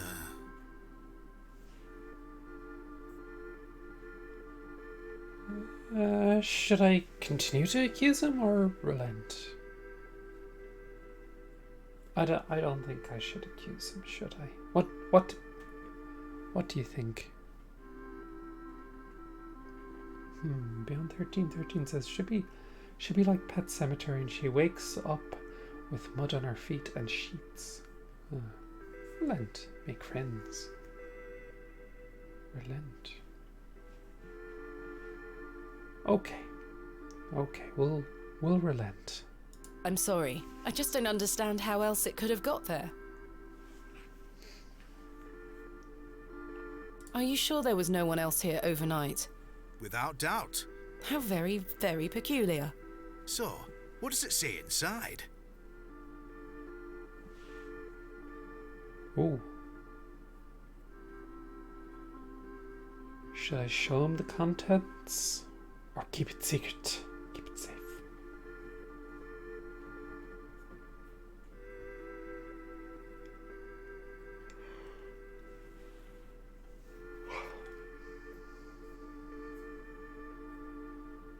Take a look. Yeah, let's show him. Well, I can't make head nor tail of it. Neither can I. Maybe someone else in the village can help you with it. What do you make of this stone? That's a funny looking thing. It's got a cockerel on it. Yes, but have you seen anything like it? Never. Do you ever have strange dreams, Stanley? Me? I sleep as sound as a baby. I had one such dream last night. It was so vivid. What were it about? I'm just gonna roll with explaining to him. Sure. I was at Hobbs Barrow. Oh? But everything was different. Great peaks soared in the distance. And there was a creature. A creature, you say? Yes, a short, robed fellow, eyes as black as pitch. It told me that my father had been there in Hobbs Barrow many years ago, but something went wrong, and the creature helped him escape. It said that I would find proof in the morning. Oh, the journal! You've had a premonition, lass. Please, Stanley, I've no time for that nonsense. But I'll admit it's a strange coincidence. Now, what did I tell you about Hobbs Barrow? That I should leave it alone? Aye. Hogwash. Your dream reminds me of a story from my childhood. An old folk tale about Hobbs Barrow. What is this folk tale you mention? Well, when I were a wee boy, there were talk of a goblin. They say he lived inside Hobbs Barrow, hence the name, Hobbs Barrow. Hob, coming from hobgoblin, of course. Unfortunately, I don't remember anything else about it. I was told not to believe in such fairy tales, Stanley. Don't close your mind to such things, lass. I'm sure Mr. Shoulder will tell you more. Perhaps, if I ever meet him. Goodbye. See you soon. Good morning, Mr. Kemp. Good day, Miss Tompkins. I'm here for his lordship's paper. Sorry, lass. Mr. Price hasn't dropped them off this morning. I heard he actually left the village yesterday. Indeed, I can vouch for that. Ma'am? Good day. Oh dear. His lordship won't be pleased. My sincerest apologies, Miss Tompkins. I'll come back in a few days. Ta-ra. Goodbye.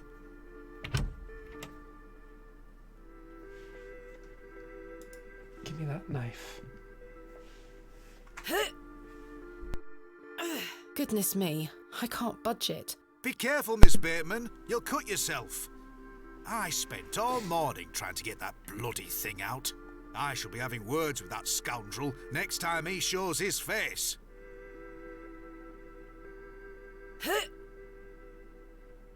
Curses. We have our very own Excalibur. It's all yours if you can pull it out, King Arthur.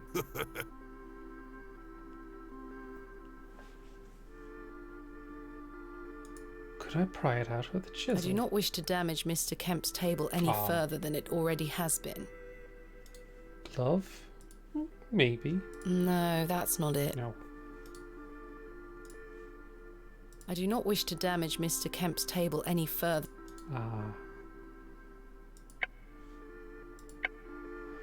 No. I don't think I could use the worm. That's a peculiar idea.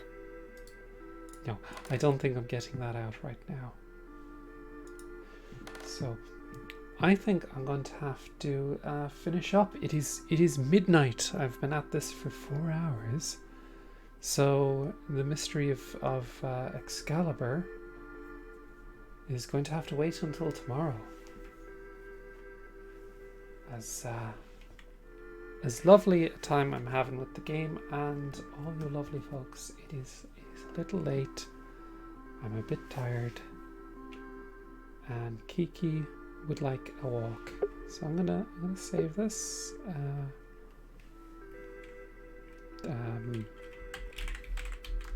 Sure. So I'll have to come back tomorrow to see what happens.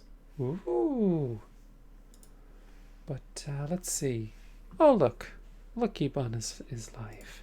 Let's raid over to Lucky_Bun. There we go. Everybody go over, say hello to Bun for me. Enjoy the rest of your night. And I will see you tomorrow, all going well. Same Sloth time, same Sloth channel. And I hope you've enjoyed the game. I've been looking forward to that one for some time. And, yeah. Oh, thanks for all of the thanks.